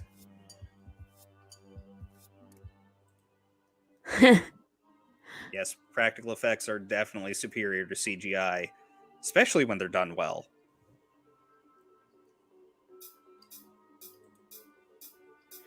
I'll say there is a time and a place for CGI, even in some of the movies that came out like 20 years ago or so. There's some things that are just too difficult to do with practical. But now that we have CGI, it's like that's like people just rely on that and they lose. I think I've said this before. Like, they lose their creativity. Mm-hmm. They're just, and they get lazy. Oh, we'll just CGI it. Oh, we'll just CGI it. Like, whatever. Mm-hmm. I think that like embellishing with CGI is where it should go. Try and do it practically, but if you need to add just a little touch of CGI to it, do that. Yes. Let's see. Yes, LOTR had yeah. issues with the orcs running away from the Rohirrim in the final battle. I remember in the appendices on the DVD, yes, them talking about that. The poses with the sword are iconic. One of the coolest moments of the 80s. Yes.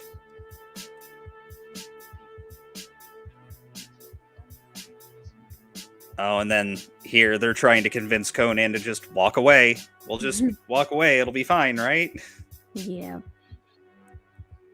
And he doesn't even say anything, just keeps sharpening his sword. Let's see. Off we go. Yep. Now we have technically the second raid. As they prepare for the raid. War paint. Oh, yeah. And the war paint just looks awesome in this. Like the black and white. Mm-hmm. Especially in that lighting. Mm-hmm. Yeah, looks really cool. Yeah, they go from this like dark, deep red. I have to admit, they have really great sets. Mm-hmm. They did an incredible job with their sets. Yeah, the sets, the costumes. Because, I mean, fantasy wasn't really a big thing at this time. I mean, there were some fantasy movies coming out a bit more after this, like Legend comes to mind. But this really sets itself apart as swords and sorcery. It has that, old world look, a bit more dingy and grungy. Why do cults always seem to go cannibal in movies? Yeah. That pot, they're stirring it. I was like, what is in there? It's this gross, weird. And then there's like hands and heads. A hand. Like, oh. Yes. Okay. Yeah, I guess when you're a cult and like you no longer believe in the regular rules of society, I guess cannibalism is just, it's just available now. Why not eat the people?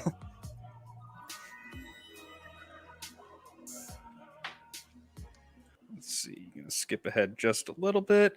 I did do some editing for the orgy scene, so we should be good there. That and orgies. Cults always have orgies or multiple partners. Yes. Yeah. Oh, and the transformation This is scene. cool. They started with the eyes. I will say this whole thing, it's very much what sets swords and sorcery apart from fantasy. That unfortunately we don't get to see the really cool face stretch. But swords and sorcery is more about the gritty, the dark. You have typically a single character is going through the whole story, and they're sort of the main focus of it, which mostly Conan is. Sorry. No, what's up? That face stretch, like I was watching it start, and I kind of thought, okay, how bad is it gonna be? But they actually did a very good job. Mm-hmm. Like just the prosthetics being added slowly in the filming, and then cut, and then back, and he's snake. But and then this big snake, which I'm not sure how they did this big snake either, but also really good job on it. Yeah.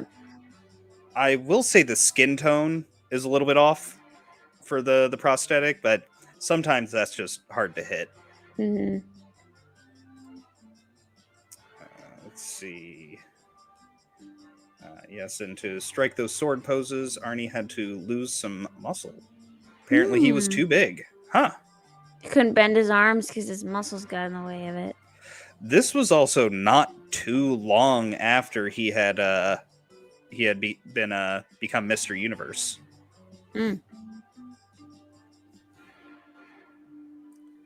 Okay, so that's just an actual snake. Like I know, I was going to say, that looks real right there. Yeah. Which would make sense that you would do cutscenes of like an actual snake going places. That would just help with the believability. Which again, movies nowadays wouldn't do cutscenes with the animatronic snake to a real snake. They would just CGI the whole thing. Yeah, the whole time it would just be CGI. Sometimes it could be done well. In Harry Potter, the CGI snake looks good. Which it needed to because of the type of snake it was, right? Like that's so huge. But this is your basic kind of anaconda or whatever. Yeah. Yeah, some kind of boa. Yeah.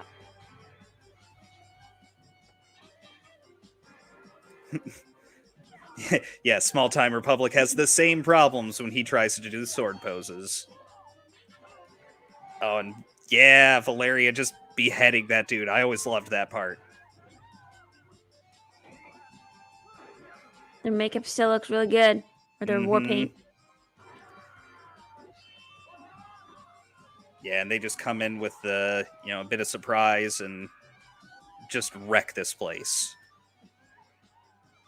They're totally trashing the party. We were just trying to have a good time, guys. Why'd you have to bring all this negative energy to our safe space?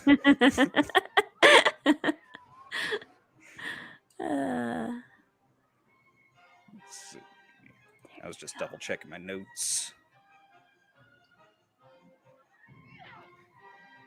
She doesn't have any time to deal with this chick, just knocks her straight out.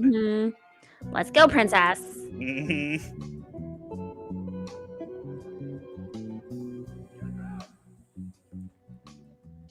Yes, anytime that a modern movie or modern show is trying to do a strong female character, a strong woman, as I like to just say, because that's what we want. We don't want a strong female character. We want a woman who's kick-ass. That's what she is. Yeah, this is who they need to look to. Yeah, well, like I said, like look to Valeria, look to Red Sonja, like the Red Sonja of our old original Red Sonja. Yeah, I don't know if they're gonna ever actually come out with that movie with the new Red Sonja. We'll see. Yeah. They talked about it. The chick just doesn't look the part. Like it was Brigitte Nielsen back in the day. Who isn't she like 6'2"? I mean, she was like a bodybuilder. She was tall. Like you gotta have someone else like that.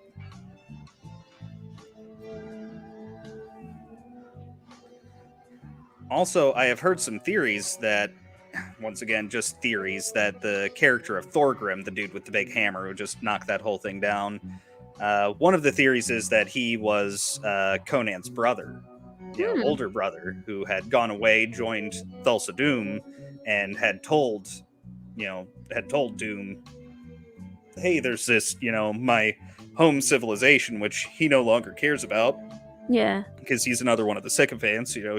Oh yeah, they make amazing swords up there, and you're big into, trying to discover the riddle of steel.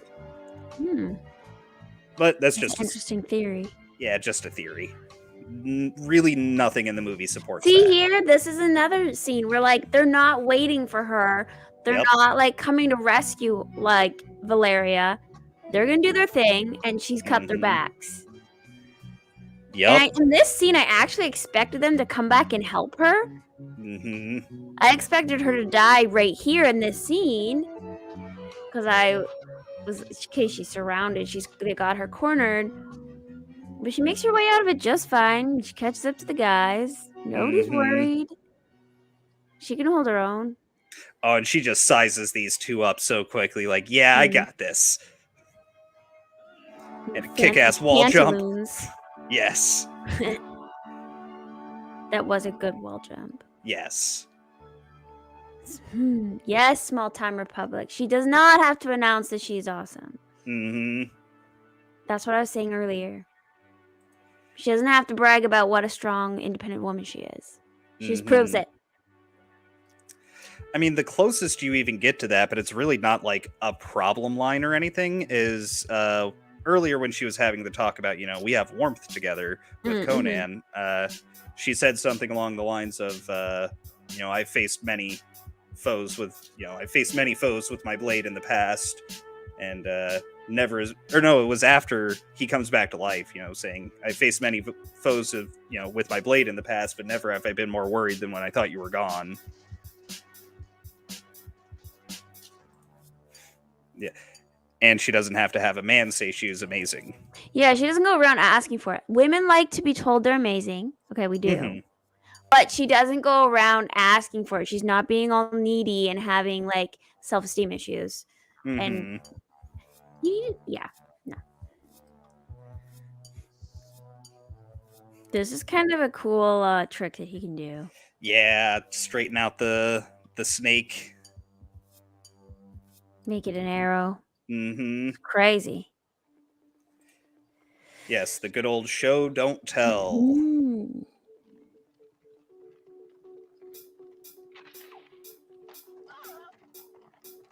She even stays on her horse. Mm-hmm. Well, Conan has to help her there, but that's a reasonable time to get some help. She just got shot by a snake.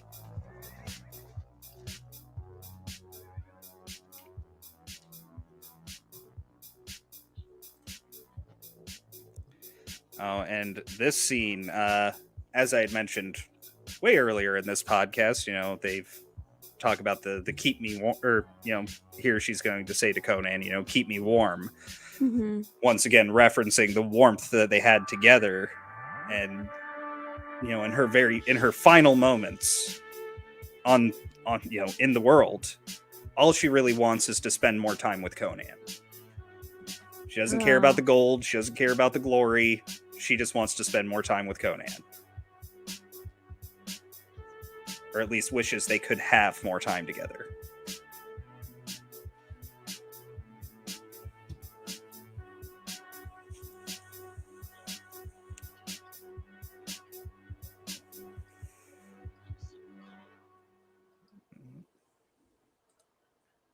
Yes,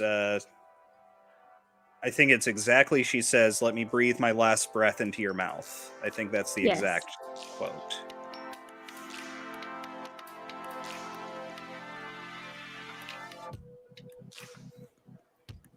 Mm-hmm.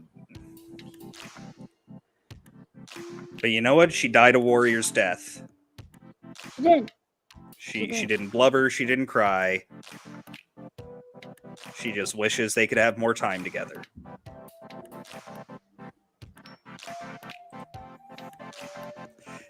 Yes, like I said before, this movie does have some issues, particularly straying from the original character of Conan. But overall, it is a solid tale being told here. Infinitely quotable as well, just a lot of quick, short lines.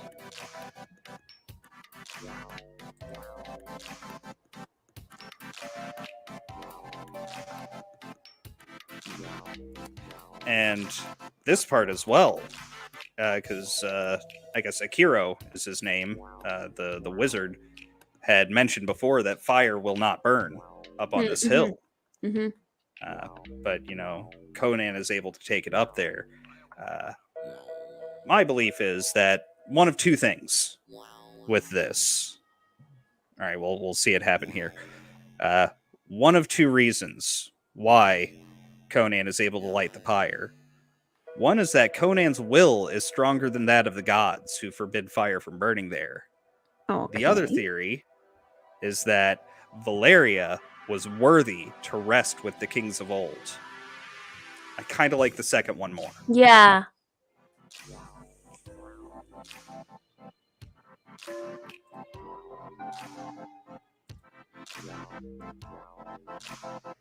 Oh, and of course, Subutai has to cry for Conan Mm-hmm. because he doesn't know how. Which I don't think is something from the books that's never really mentioned, though Conan doesn't cry in the books. It's an interesting thing to put in because just the way what his character has been through in this movie, as how they've written it. I mean, as a kid, being a slave, after a while, you're not going to cry anymore Mm-hmm. over the horrible things happening to you because it's not making a difference, and no one's coming to rescue you. And also, as people, being barbarians, they're very rough. There's a lot very less tough. emotion. Mm-hmm.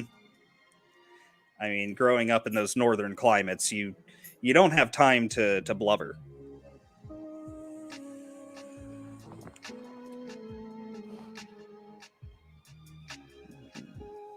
I'm going to do a bit of skipping ahead here.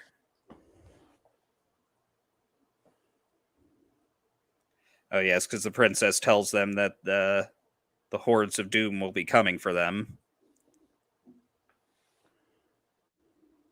Oh, I do also really like this scene with Subutai and Conan talking to each other. Yeah. I remember days like this when the wind would blow sweet through the grass. Let me go back to my notes because I wrote something about this and it's not immediately coming to my brain right now. I think this is a cool scene of them like building all these traps and stuff. Yes. That's a good idea. Yeah. Build some traps. Yep, and as they reference later on, what's important, when he does his prayer to Crom, what's important is that two stood against many. Mm-hmm. But with this he's scene, wearing her necklace. Yes, yeah, because he throws off the Crom symbol, which is similar to the Chaos Star, throws that down and then puts on the Eye of the Serpent. Yep. But with this part, they're talking about the sweet winds would blow in. It's at least my theory is they're talking about the winds of conflict, with this danger that comes for every man, particularly these men of action who, for them, there is no spring, only the wind. So they're constantly going through conflict and danger, and that's what's following them around their whole lives. And Subutai says here that, Conan gives him an out and says, you can leave. You don't have to stay here anymore. But he says, if I leave now, I'll just be in the same battle someday again in worse company. So to him, his fate is written. If he's going to be in a battle, even if he runs and flees from that, another one will find him. I think that's just sort of his philosophy, which is a bit more of an Eastern philosophy as well. Also, like you were saying with the traps, that one's awesome. The big spike. Yeah.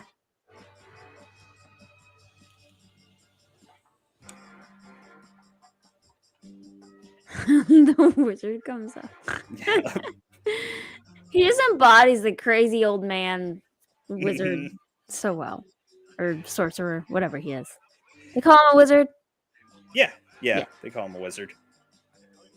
Yeah, he's almost a bit of a parody of like the mentor character that you see in Yes. the hero's journey regularly references the mentor. He's a bit of a parody of that. He doesn't have any real lessons to grant Conan or Subutai or Valeria, but he is there to help in case helps bring Conan back to life. Mm-hmm. I also like how he brings them all of the armor from the dead and is saying that the gods are pleased with this battle. They're going to watch. Mm-hmm. I think this is where we get the oh so famous prayer to Crom.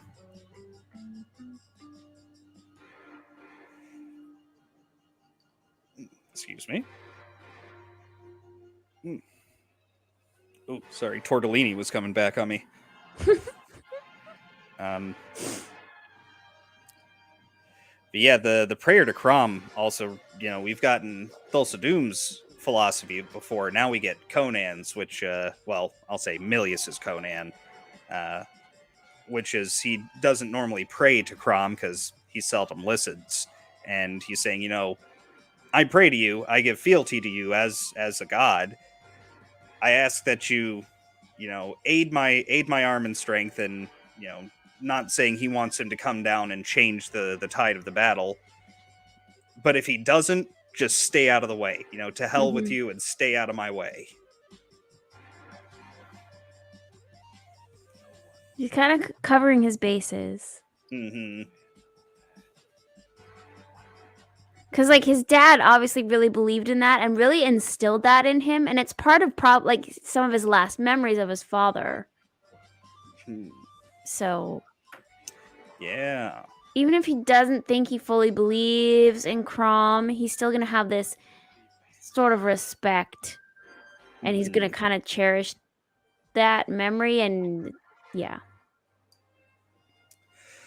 I also think with just like how he talks about Crom earlier on of, when you die, you go to Valhalla.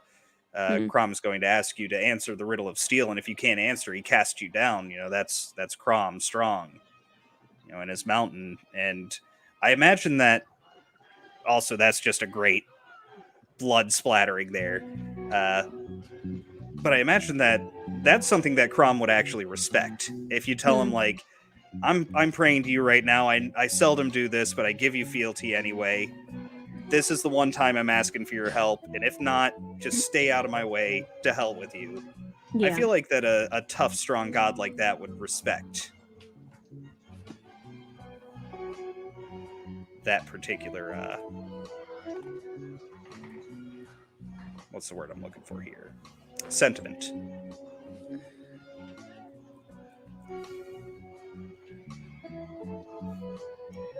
And also, we get a lot of good blood splatter, stabbing practical effects in this scene. They wore lots of like bags of that fake blood. Mm-hmm. They wore lots of bags of fake blood in their costumes and stuff. So in the choreography, like it was like stab here, blah blah blah. Yeah. Mm-hmm. And then they had real animal blood somehow they got, and they would like when there was like pools of blood places, that was like real animal blood. Huh. Yeah. Which is kind of gross, but yeah. very realistic. Mm-hmm. Ish. Yeah. Huh. Did not know that. Mm-hmm. And Subutai coming in with his archery.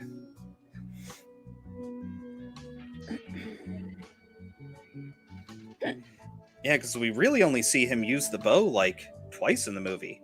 Yeah. Shooting the giant snake and then there. But he is an archer. Mm-hmm. First and foremost, right? Yeah. Yes. Yeah, that's how he introduces himself as thief and archer. Also, it looks like he's running away there.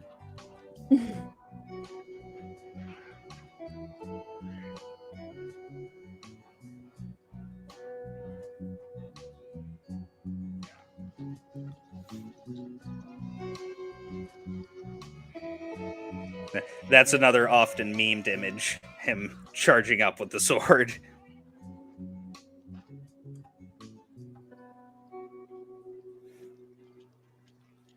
And this is also showing where some of their preparation comes back.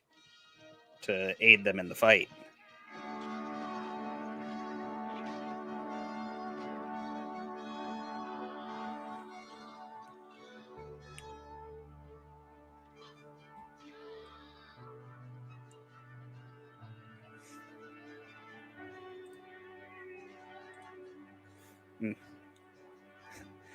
I also like how Akiro here, which I'm now just calling him, I've just been referring to him as the wizard for like 20-something years.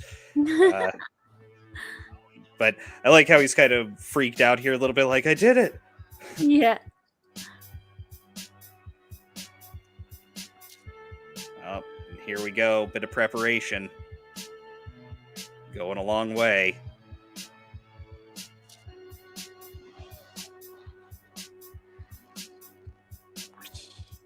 Ooh. Ooh, dang.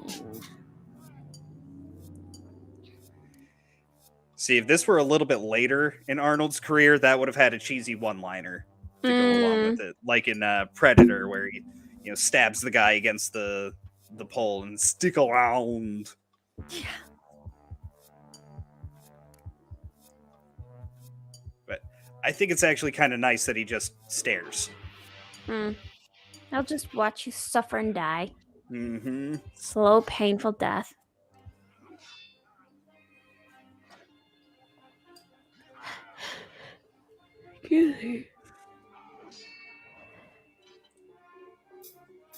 Stucky landing. Oh, and that, yes. Yep.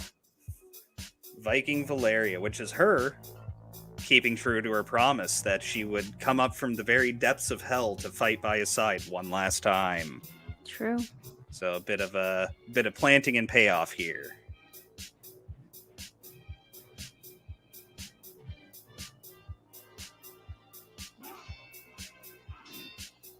And then I'm gonna let the moment happen, but have a bit of a diatribe I'm gonna go on here in just a minute. Okay. That right there, where he breaks the sword in half, because that's his father's sword that Rexor was using. So that's him breaking the sword in half. For me, as the audience member, that is when we finally get the answer to the riddle of steel. We don't really know what the riddle is, it's just the riddle of steel. To Thulsa Doom, it's that flesh is stronger, and that's why he uses manipulation and pleasures of the flesh and promises of utopia and everlasting life to gather people to his side. But for Conan, I think the real lesson here is that stronger than the steel, stronger than the sword, and stronger than the flesh is his will to go on in battle, his will to defeat them, his will to get revenge. So stronger than flesh or steel is will.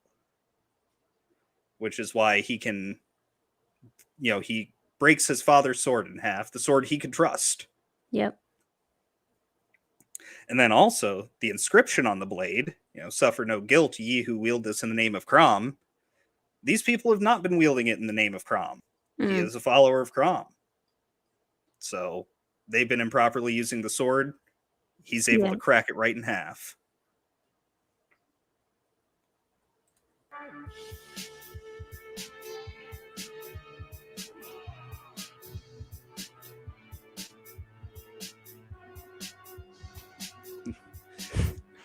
That death. Yeah, that's almost like the Western where the dude gets shot and he goes, ah, and then falls back.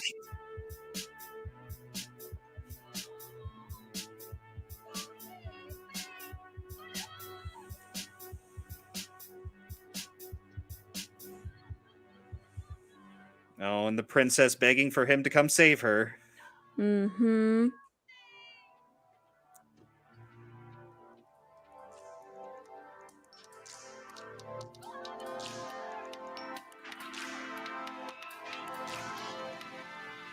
And right before she thinks she's going to die, who does she want?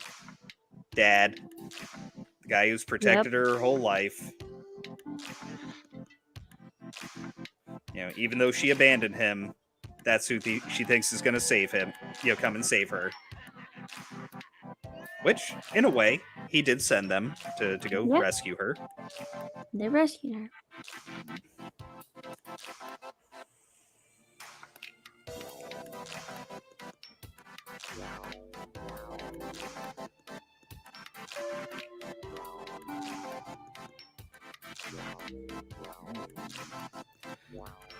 gonna skip ahead just a little bit here. We do get the call back to the fighting pit, though. You know, because before he would hold his arms out and whoop, Yep. go punching my microphone, doing the cross again. I do that all the time. Yeah, it's so easy to do. It's like right there. I'm always trying to get to my keyboard or the mouse, and it's just like I need to. You know, I always see the people use those ones that have like those huge arms that like come up over the computer. Yeah. Yeah. Those aren't cheap, and I'm poor, so that's not happening. By the way, I know jump ahead, but what do I think of Jason Momoa's Conan film? We're pretty close to the end of the film here, but I will hang on to that. Daniel, we'll talk about that after we get through this, but I will keep that in mind.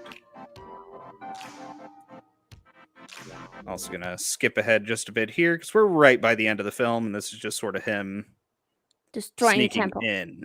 Yes.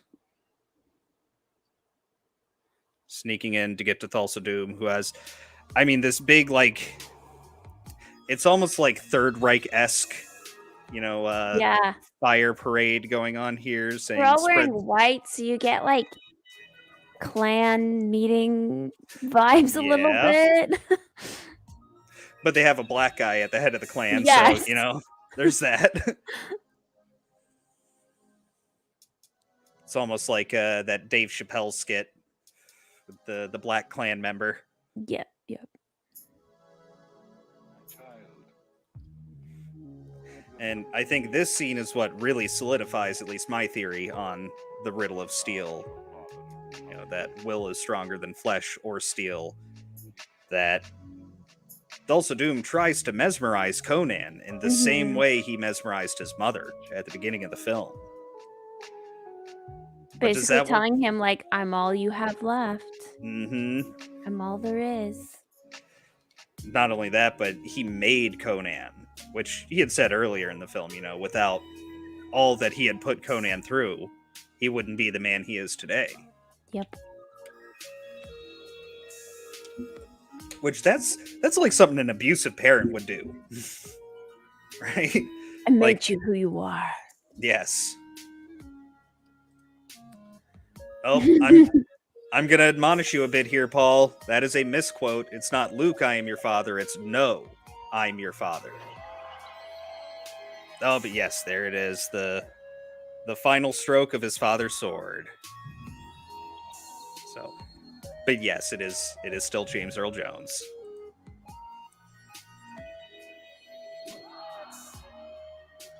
They'll just stand there and they don't do anything. Mm-hmm. They just panic. Their leader's dead and then they gone.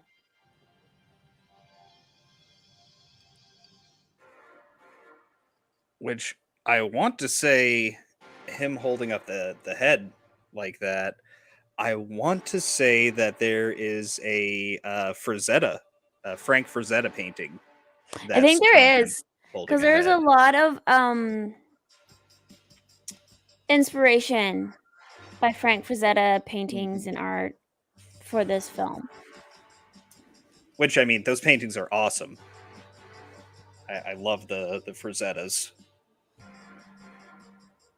I know there's a couple other people who've done some Conan paintings as well, or that are just like basically Conan, but not actually Conan. Yeah. I know Boris Vallejo has done quite a few that are excellent as well. He was more known for his Red Sonja series, though. Oh, and how quickly the pseudo hippies, once they lose their charismatic leader, just toss out all of their torches and, oh, I guess I'll just go home now. Fade away. Yep.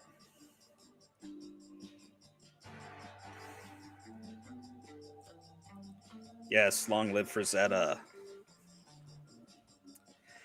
I actually did a tweet about Frazetta. I mean, this was like a month or so ago, but I can't remember exactly what we were talking about, but Frank Frazetta actually got like full on jacked. Like he worked out and got huge. Like his arms were massive. He had these huge pecs and like an 8-pack abs just so he could model for his own paintings. Like he would get people. Interesting. Yeah, he knew exactly what position he wanted to be in, and he wanted the musculature of Conan and these Yeah. barbarians. So he would get people to take pictures of him in the positions so that he could get the musculature right. Hopefully, as the hippies go bathe. Thank you, Paul. Yes. He's just sitting there. Yep. Just in quiet contemplation of what is he going to do now? It's his life's mission of achieving revenge has finally been fulfilled.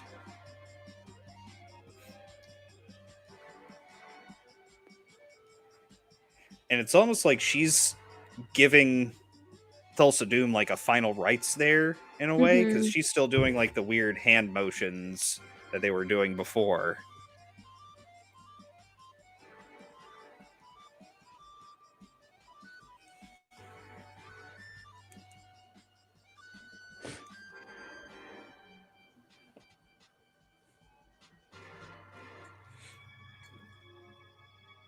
Yes, and then this final long drawn out Olympian throw. Mm-hmm.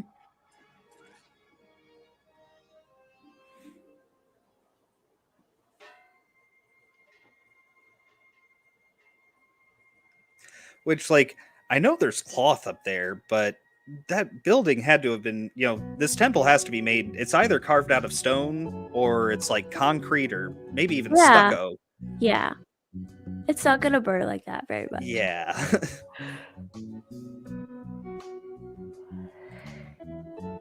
Yes, Frazetta was quite dedicated to his craft.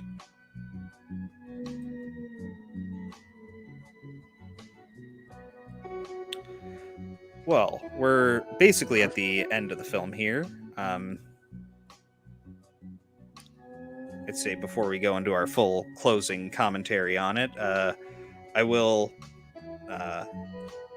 address Daniel's question about the Jason Momoa Conan film. He was totally ready for him to be her new Tulsa Doom.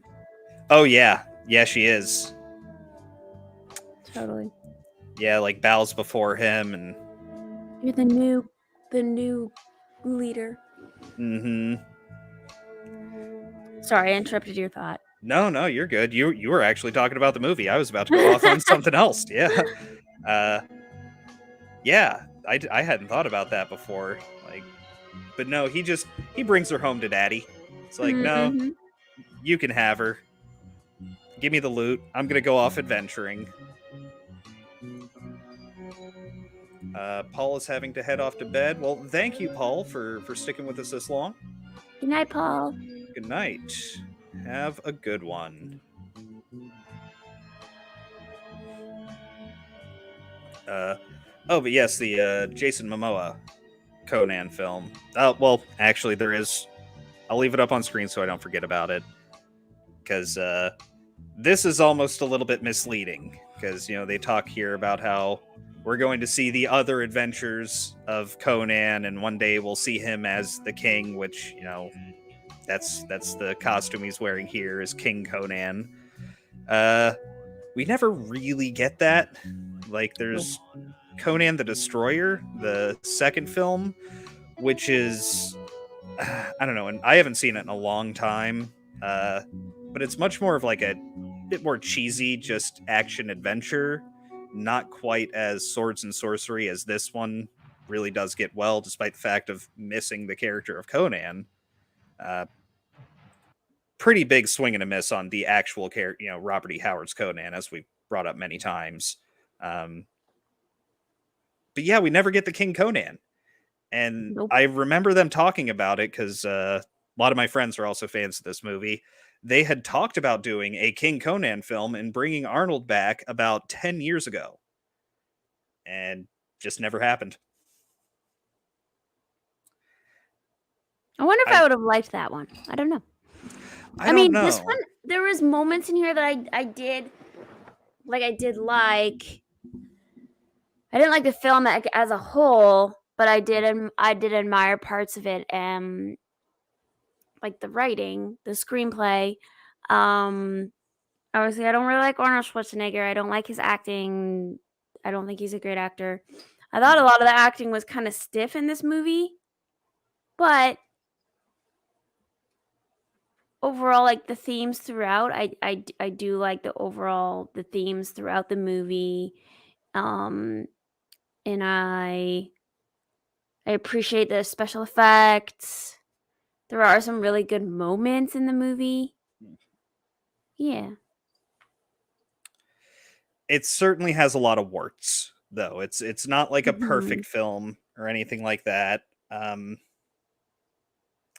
I think especially like we said earlier on, with you coming from being a Robert E. Howard Conan fan, like even in the comic books, that is Robert E. Howard's Conan, just Yeah. in Yeah. comic book form. Uh, Exactly. Whereas this, I mean, even the hair color's wrong. He's supposed to have black hair cropped up to his shoulders, and this, it's sort of this brown hair that goes down to the middle of his back. Mhm. I think he does cut it partway through, but Godzillionaire is here. Hey, Godzillionaire, how's it going, bud? Um, oh, but yes, I keep dancing around it, Daniel. Sorry, I'll finally finish my I thought. keep interrupting. No, it's all good. It's all good. You're bringing up pertinent points, so it's like, oh yeah, we do need to talk about that. Uh, I was not a big fan of Jason Momoa's Conan. I was actually looking forward to it. I thought that he certainly looked the part, and I'd already been watching Game of Thrones at the time, so I was actually looking forward to it a bit. Um, I honestly, it was just kind of forgettable for me. I saw it shortly after it hit DVD or probably Blu-ray is how I watched it. I want to say I even rented it from like a Red Box. Um, yeah, I wasn't super big into it. It felt a bit more like a weird mishmash of swords and sorcery with high fantasy, and that's not really what I wanted. I wanted swords and sorcery. Um,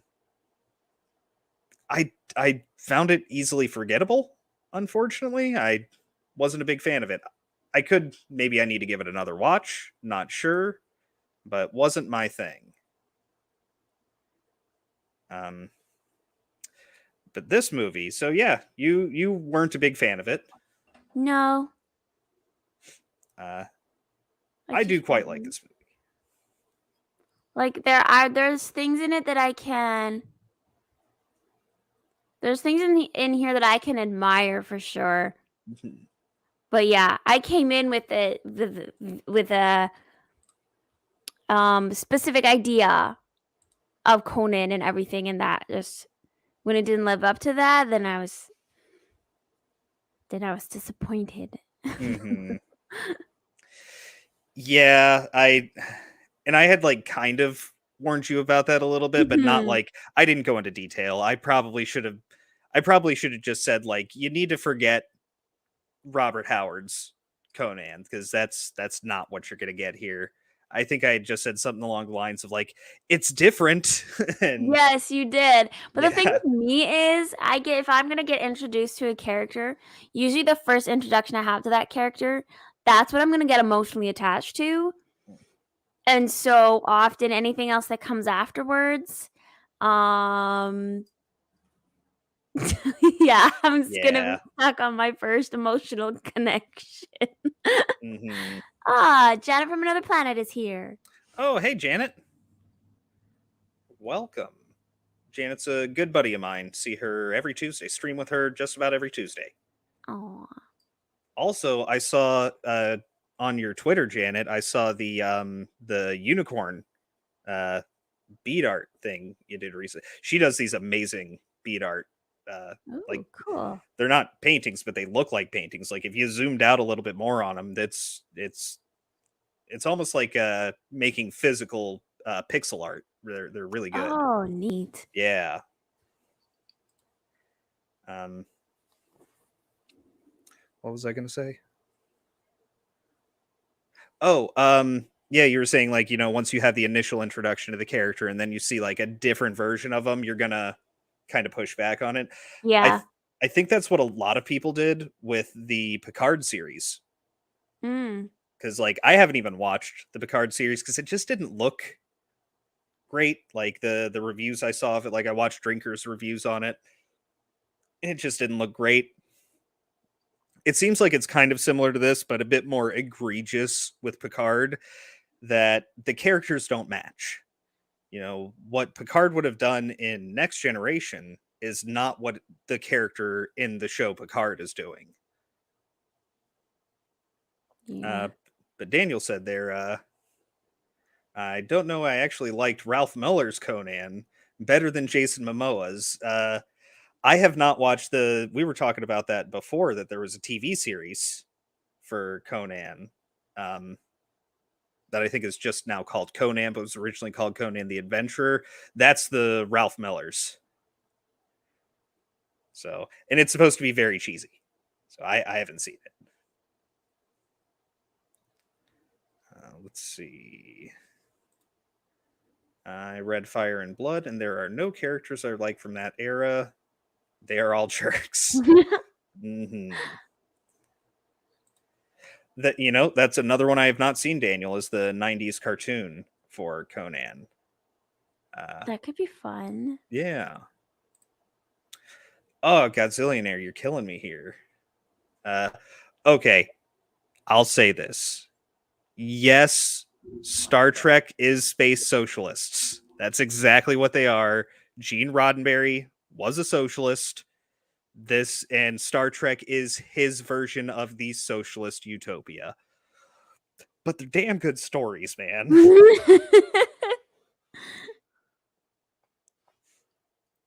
Let's see. If you read Fire and Blood, you quickly learned that George R. R. Martin has an incest fetish. You get that in the first book. Like, if you've read the first one, just Game of Thrones, yeah, that's his thing. He's weird about it. George R. R. Martin's a weirdo. He needs to finish up that last damn book, which he's never going to do. Probably not. He's too busy being famous or something. Yeah, right. Yeah, writing scripts for video games and other such nonsense when he should be finishing the book. Never got Space Socialist from TOS though. It was a different time, but yes, even then, Gene Roddenberry was a socialist, and that was he created his own version of socialism, which he called humanism, and that's a whole thing to go down. Google it someday. It's a whole deep rabbit hole to go down. Daniel saying, added the Conan Adventure 90s cartoon to your thick recommendation list? Okay. My recommendation list from Daniel is very, very, it goes forever.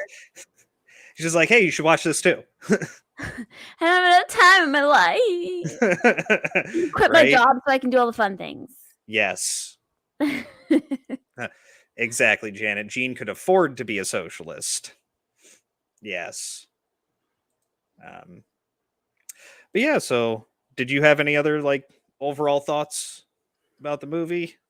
No, I think I said pretty much all of them during the movie. Why I didn't like it. There were parts of it that I did admire. I personally did appreciate. I wasn't upset about how they, at least Milius in this particular film, portrayed women. Mm-hmm.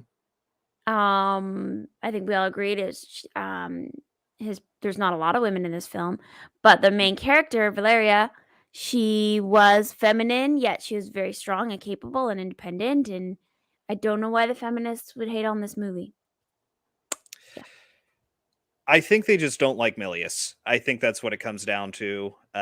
Maybe, but he specifically wrote movies for men. That was his thing, writing guy movies. Mm-hmm.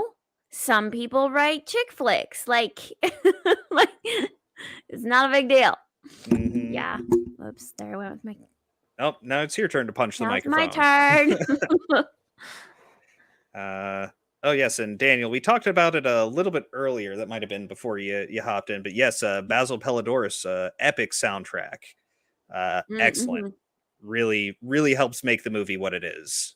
Yeah, I was saying that at the beginning, Daniel, that especially because right at the very beginning, there's not a lot of dialogue within this whole movie. But especially at the beginning, and what carries the film throughout is the soundtrack itself. Like, Hmm. if you had a different composer or different soundtrack or less of a soundtrack, this movie would just honestly be crap. No offense. Hmm. It needed that soundtrack. It did. It did. It's The soundtrack has like a very large supporting role. hmm and it's really well placed throughout the film. Like every song complements the scene that it is in. Yeah, totally. Oh, look, who else is here? Shellback. Shellback. Yes, I was gonna highlight his in just a second. Sorry. Because oh no, you're good. Heron saying, Sahara.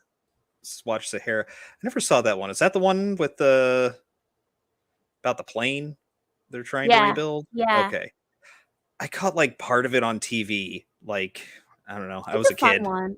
Okay, It's not like amazing, but it's just one of those ones that it's very enjoyable. fun is good, especially these days. I will take a fun movie any day. Mm-hmm. Like when we watched Knight's Tale. It's fun. Yeah, yeah. Also a good film. I'll say that one was good. Mm-hmm, it was. Uh, yes, Shellback. Conan is my autobiography.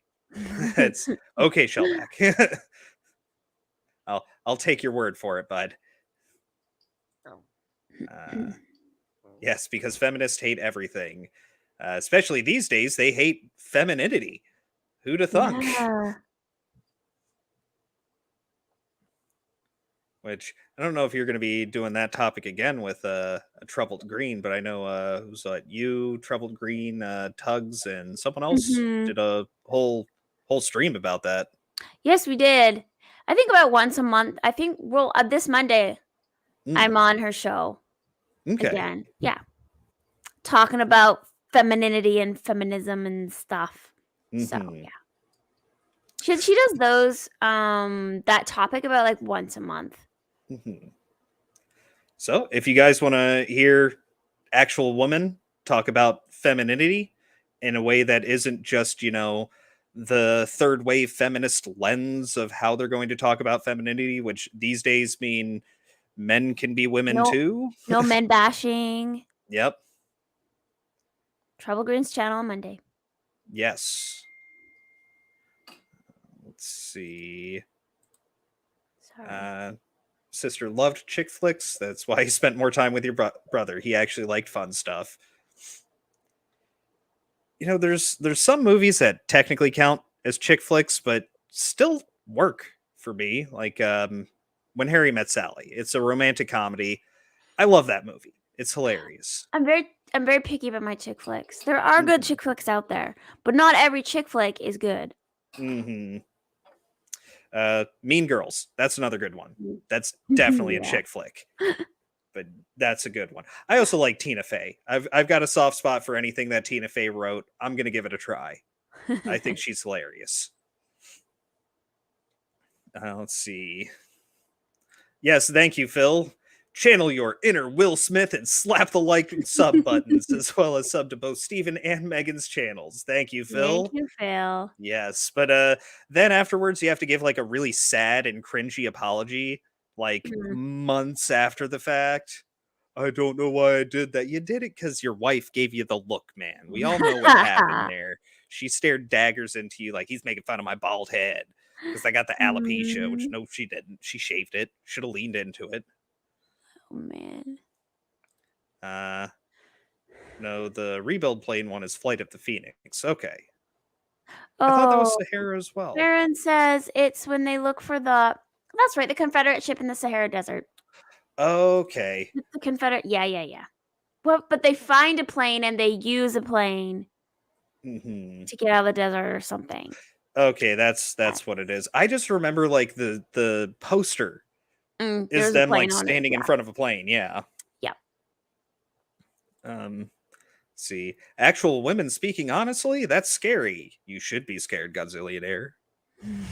Check it out, A Troubled Green on Monday. Let's see.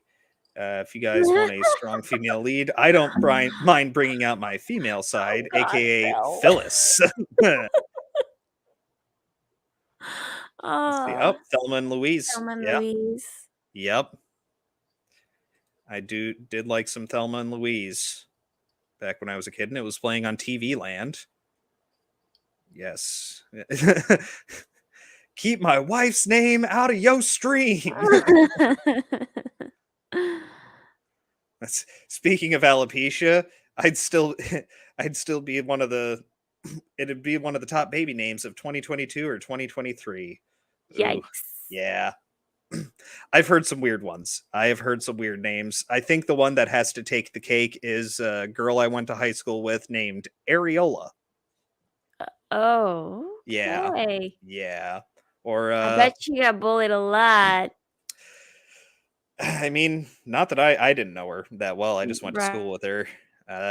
My mom had a student named Placentia. Phyllis. Oh, yes, that's the classic Ladasha. The dash don't be silent.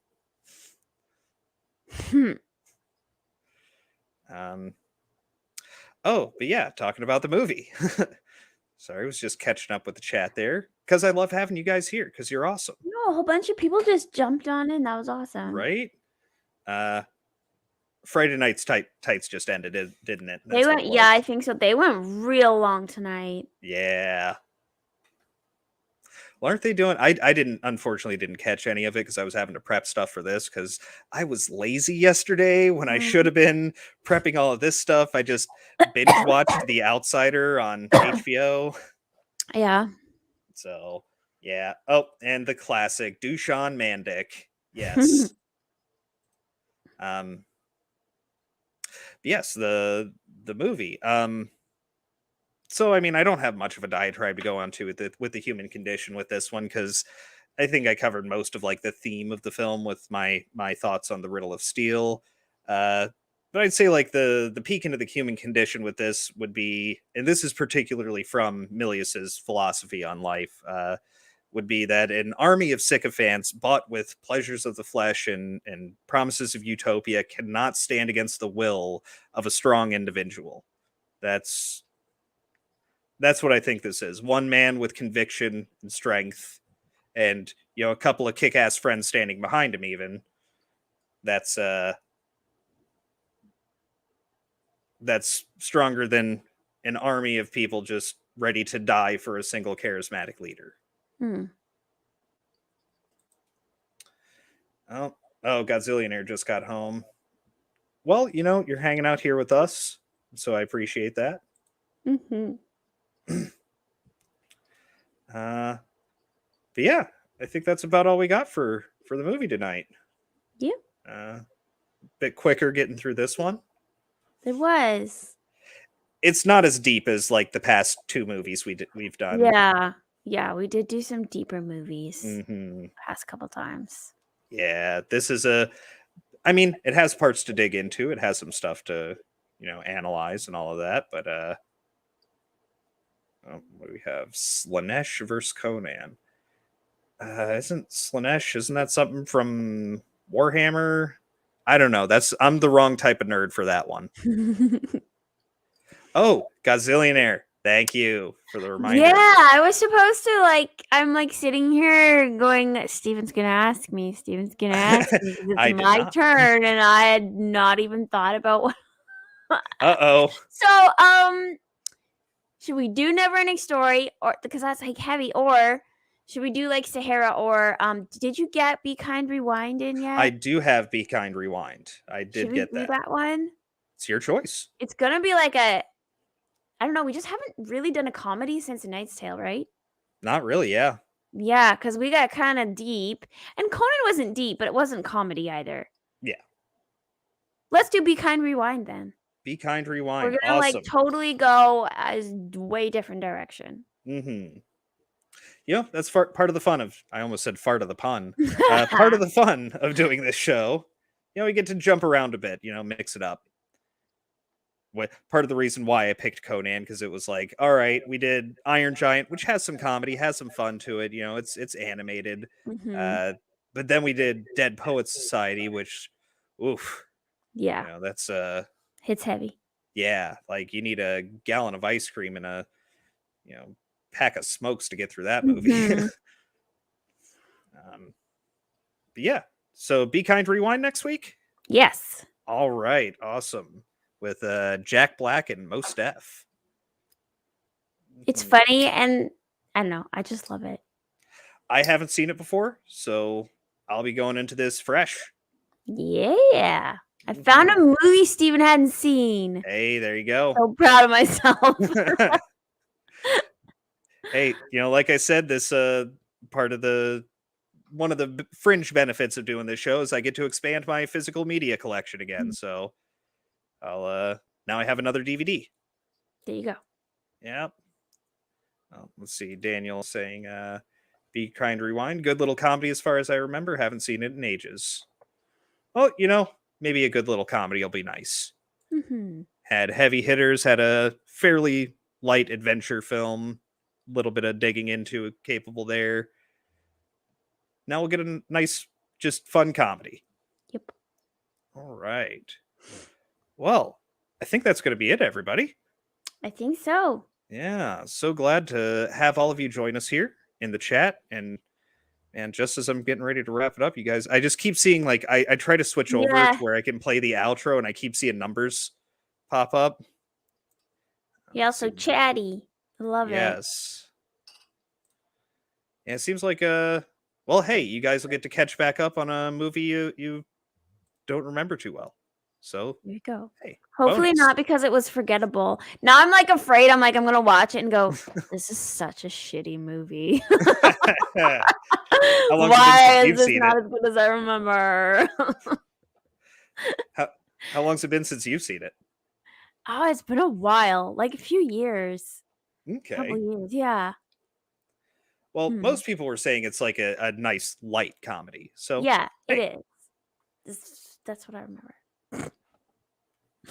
And what do the numbers mean, Mason? That one's going right over my head. Okay, Daniel's saying it's a good one. Okay. Okay, I trust Daniel. Yes. He's got good taste. Yes. Forgot that was a movie. I forgot you just reminded me to rewind my VHS. God, when's the last time anybody watched a VHS? Right.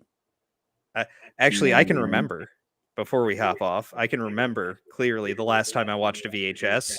About 7-8 years ago, I picked up the original theatrical Star Wars on VHS. Oh my goodness. That's the only way you're seeing it. I had it when I was a kid. It's the black box set. I had it when I was a kid. And when the special edition came out that, a lot of people hate, my mom gave away our original one to some neighbors. And I get the gold special edition set, which looks cool, but then, you watch it and they change so many things about it. Mm-hmm. And, George Lucas is like, no, this is the new definitive version. So, Yikes. Man, to find the original VHS must be so expensive. It wasn't bad, actually. No, I paid like $12 for a used one on eBay. It really now wasn't. I want one, but I'm gonna have to get a VHS player. Yeah, see, I still have my VCR from when I was a kid. I never got rid of that thing. Yep. I got a really good one as a Christmas gift one year. I mean, it wasn't like super special or anything, but it rewound really fast, and I was like, I'm never giving this thing up because it can rewind a whole movie in like 4 or 5 minutes, which is actually really fast for a VCR. Yeah. Sometimes you just feel like you're waiting forever. Yes. Mm-hmm. Liked how the echo started as soon as started talking about VHS. It just happens occasionally. It goes away. Yes, yep, Daniel also has a proper working VHS player. Yes. I'll be impressed if you have a Betamax player. That's nobody has those anymore. But yes, unless you had anything else to add, I think it's time to wrap it up. All right. All right. Well, thank you everyone for coming and joining us. You guys are awesome. Best chat out there, hands down. Love having you guys here every week. You can catch us next week. Be Kind, we rewind. I already almost forgot. It's been a long day. Where can they catch you, Megan? You can catch me on the Noob Reviews, and where I am currently just reviewing comic books right now. Marvel, DC, Independent, all the things. And then I'm on Twitter and Instagram as Megan Leigh. Mm-hmm. Oh, and I'm doing a lot of stuff with Weebs and Waifus right now. Weebs and Waifus. Yeah, it's the anime channel on Geeks and Gamers. I did a reaction to their to the anime Attack of Titans. Mm-hmm. All their different theme songs. Mm-hmm. So, and then I did a bunch of other. We're gonna record a bunch of other reactions too, so it's gonna be fun. Mm-hmm. Yeah. And then Monday, you're gonna be on A Troubled Green. Yes, Monday I'm on A Troubled Greens channel. And then, are you doing Pops on Thursday again? No, we do that once a month. Okay. So next month he's gonna be on my channel. Okay, I thought that was you guys went back every other week, but once a month. That sounds a lot more reasonable. It's once a month. It is. Yeah. It's a lot easier to handle. Otherwise, it would feel like a lot. Yeah. All right. Yes, well, they're on Chainsaw Man. I don't know. I've never seen Attack on Titan. I hear it's good. I hear it's super gory. And the music is awesome. Mm-hmm. Yeah, I just never got into that one. I'm really picky about my anime. So, like, I've got to have, 10 out of 10 reviews to get into a show. I'm super picky about it. But there's some I like Cowboy Bebop, Ghost in the Shell standalone complex. So, there are ones I like. Yes, I am Steven from Free Speech Gaming. That's my other channel. You can catch me there. Tuesday, or sorry, let me not skip ahead too far. Monday, 10 o'clock-ish, maybe 10:30. I'm starting a new thing. I've been doing my gaming there.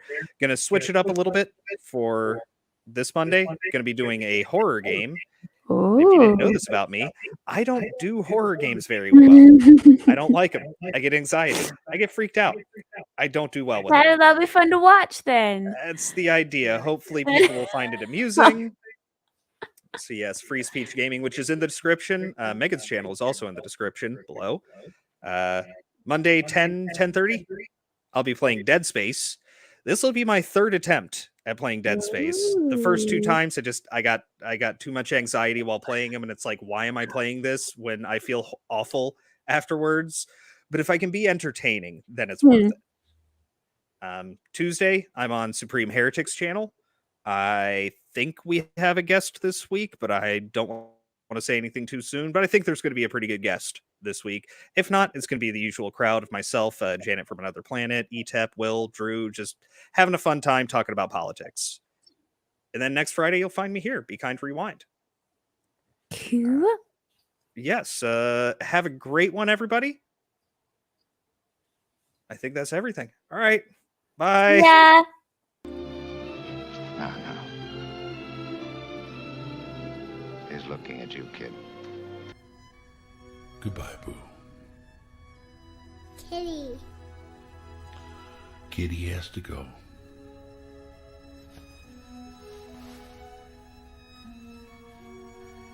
I'll see you. Not if I see you first. Shalom. Grandpa? Maybe you could come over and read it again to me tomorrow.